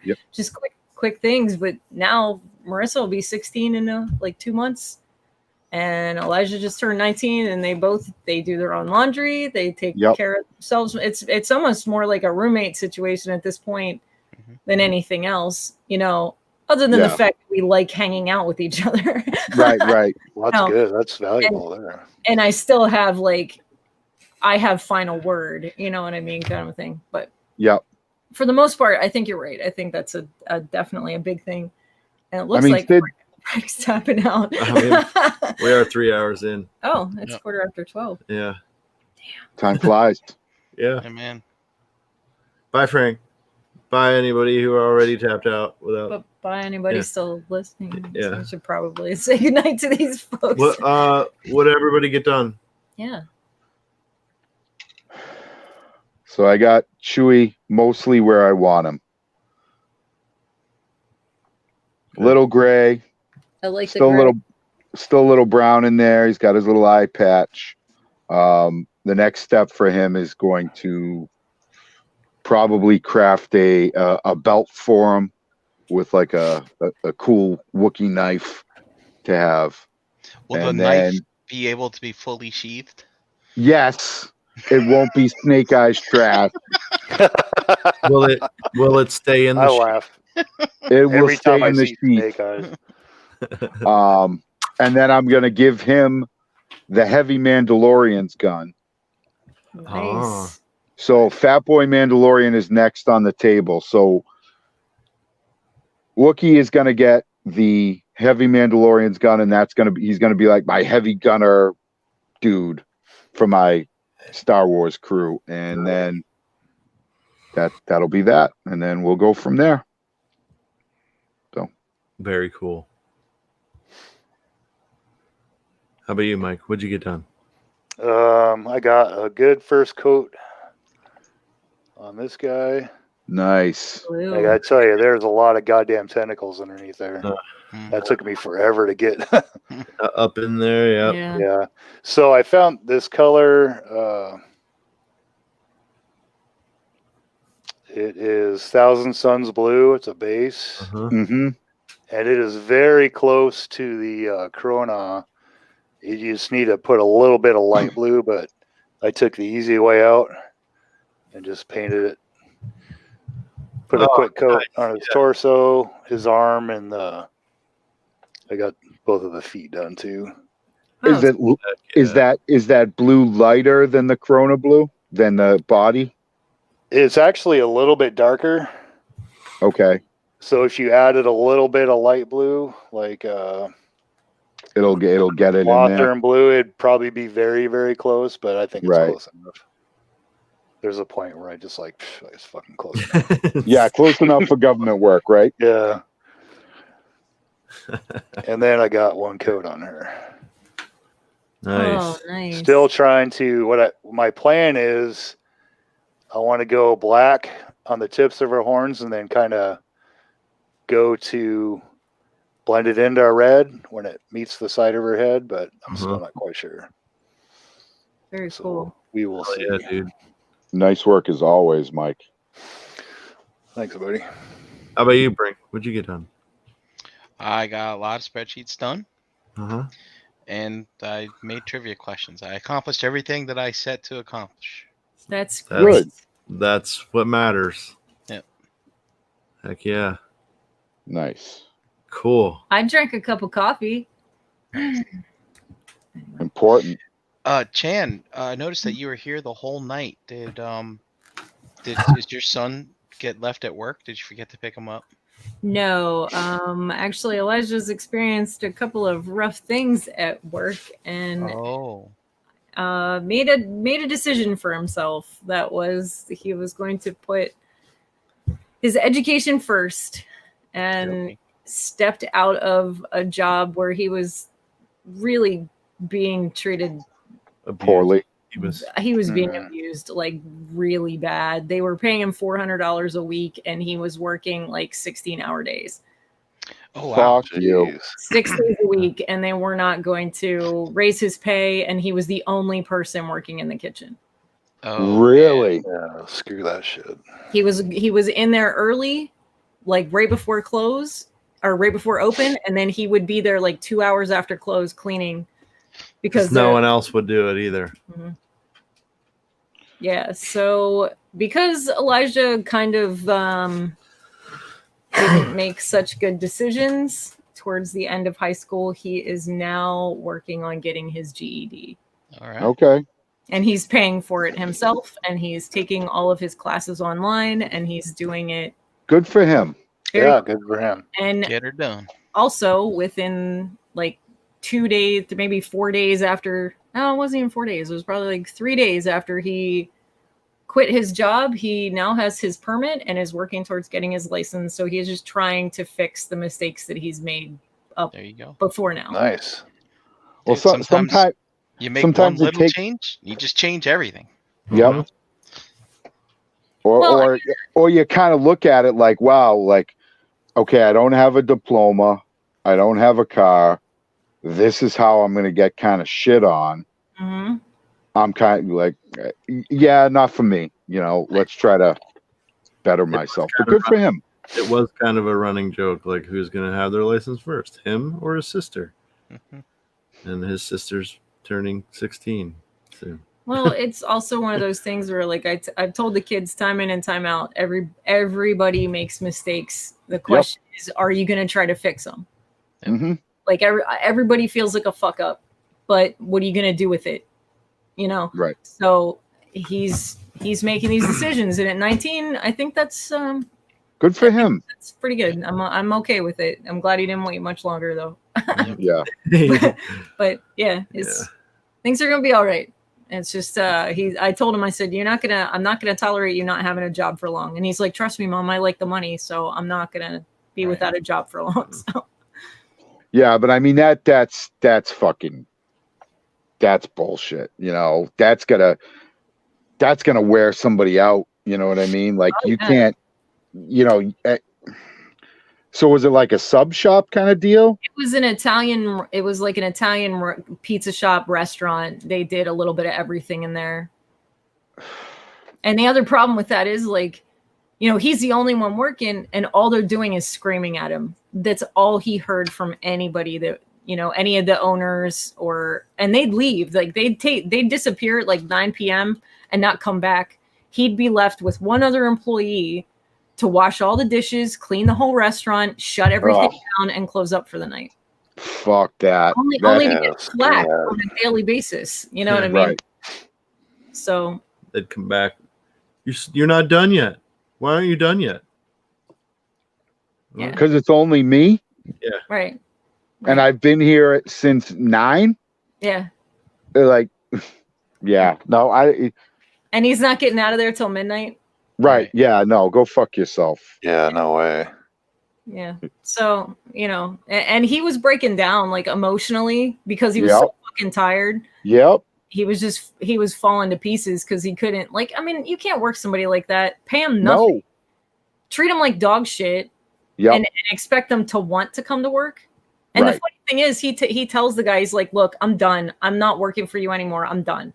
And the guy was like, he like laughed at him and was like, I expected this from you. Are you fucking kidding me? Wow. And then Elijah contacted him because he should have got his last paycheck on Tuesday this past week. Yep. He contacts the guy and he's like, so when should I just Where's my money? Yeah, where's my paycheck? Should I come in to get it? And the guy was like, I don't even want to see your face in my restaurant. I'll mail it to you. He's mad because he's got to do the work now. Yep. That's the type of dude that you wait for him to fucking leave the restaurant and you roll up 50 cents in pennies and you fucking put that in your fist and you punch him in the fucking jaw, throw your pennies in the fucking sewer, say, I don't know, he fucking must have fell. What a piece of fucking shit. That's a kid, man. Right. That's the part that pisses me off. Like, this is that's a fucking kid. This isn't like some fucking middle-aged fuck who screwed up his life. You know what I mean? Like, yeah. This is some kid, and this is what you're teaching this kid. Right. Good job, buddy. Good night. Mm-hmm. Nicely done. Well, I don't know if Elijah watches this, but I'm pulling for you, buddy. I'm pulling for you. That's a rough fucking. Not a lot of people could have that fucking grit, man. You know, there's something to be proud of in that. You know, just to put up with it. Yeah. Well, then he's like, Mom, I just didn't want you to be disappointed in me for walking away from that situation. And I looked at him. I said, do you feel like you made the right decision? He looked at me and he said, I wasn't sure at first, but and this was like within a couple of hours. This was like 3 hours after he talked to the guy.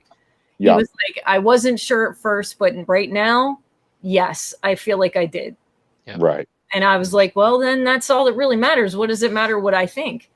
You know what I mean? Like, I appreciate you wanting my respect, or, you know, you respect me enough to think about it that way. But these are decisions you need to make for yourself. You know what I mean? This is your life. This isn't mine. So I might make a different decision. Who's to say? But like, if that's how you feel, then just do the right thing from this point on. You know, not that he's going to make every decision perfect, but. Right. And I think the biggest takeaway, you know, with the schooling and whatever is like your actions, like the things you do have a consequence, you know, and it might not be a consequence that you're going to face an hour from now, a day from now, 2 days from now, a month, you know, it could be years later. This thing you did, like you have to be aware and cognizant of the things you say and the things you do, because they have a fucking consequence. Absolutely. I just like, I hear restaurant stories like that, you know, and it makes me so fucking mad. Right. Like, so mad, because that's a fucking kid, man. And like, you would you let somebody talk to your kid like that? Like, I never want to see your face. Laugh in his fucking face. Yeah. Fuck you. You're a piece of shit. I hope your fucking restaurant burns to the fucking ground with you and your fucking entire family in it. I hope your line ends with you. There are no more fucking whatever the fuck your last name is. They're wiped from the face of the earth. Can I tell you what almost the worst part of all this is? Am I gonna have another fucking heart attack? So hold on. So, like, the worst part about this is this dude bought a puppy, right? Like, he bought this fucking dog. Oh, Chan, am I gonna be driving to fucking Pennsylvania at fucking 1:30 in the morning? A fucking English bulldog puppy, and basically leaves this dog at the restaurant in the kitchen, behind the counter, with Elijah all fucking night, all day. Elijah's taking it in and out to go to the bathroom. Elijah's like, it's chewing his shoelaces up while he's cooking and while he's taking orders and while all this shit's going on. The whole, like, for the last 3 months, he's been dealing with having a fucking puppy at his feet the whole fucking time he's at work, on top of every fucking thing else.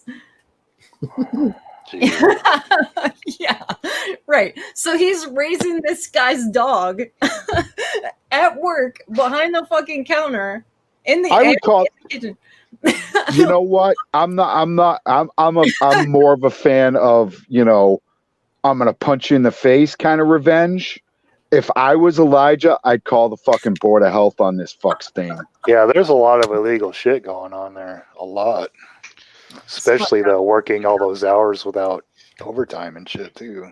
Right? Yeah. I mean, like he doesn't even have insurance. The guy's not offering him any health insurance. You have to once you're past part-time. 40 hours is mandatory. Right. Well, it depends on the size of your company. At least here in Mass. That's true. So if you don't have, if you only have, the guy can't keep employees there to begin with. Right. Oh, no fucking wonder. Yeah. Yeah, no shit. How the fuck do you have a puppy in your fucking kitchen? On what fucking planet is that a good idea? Right, that's what I said. When I found out about it, I was like, you've got to be fucking kidding me. Get out of here. He does not have a dog behind the fucking line. There's not there that's not even, you can't even have animals. Like, I wouldn't even care what kind of animal it was. I would have tattooed my name on his forehead with a butcher knife after about 2 hours of that shit. Oh, dude, that was the worst part too, because like just probably like a month before he quit, there was this kid that was working there too, who was working. So he was working in the kitchen at the time, and him and Elijah are alone in the back for a few minutes, and the kid and they argued back and forth all the time. Like there was always some tension there because this kid's a prick supposedly. Well, he fucking walks up to Elijah behind Elijah and takes a fucking butcher knife and pokes him in the back with it and asks him what he would do if he just stabbed him. Are you fucking kidding me right now? Yeah, no, I'm not kidding. You fucking Pennsylvania people are out your fucking tits. Yeah, exactly, Rebay. And the owner got pissed off at Elijah for raising up a stink over it. For like narking. All right. Wow. I'm kidding. I didn't mean to ask. It's fucking. So I'm willing to come down and fucking when that dude's cleaning the kitchen, nailing that motherfucker, taking his puppy. But nailing that motherfucker into his fucking restaurant and throwing a fucking propane tank with a road flare in the top of it with it turned on through the fucking window. What a fucking incredible, like, how do you go? Oh my God. Let it go. Like, I'm going to have another fucking incident, man. All right. Don't. Let's stop the show before you do that. Yeah. No, that shit just makes me so mad. It's crazy he stayed there as long as he did after that. God bless him. God bless him, because I would literally be doing a prison bid. All right. Like I would have taken a cleaver. You come back there, you start yelling at me one more time. I'm burying this cleaver in your fucking head. Let's close up on that. Some of us have to wake up and work in the morning. I gotta drive to Pennsylvania, motherfuckers. We'll put you up. Elijah, I got your back, bro. God damn. I want to send him something. Maybe I'll send him some canned bread. There you go. Put a bunch of cans of bread in a pillowcase and go fucking waggle with it. Yeah, exactly. Roll of quarters. Canned bread.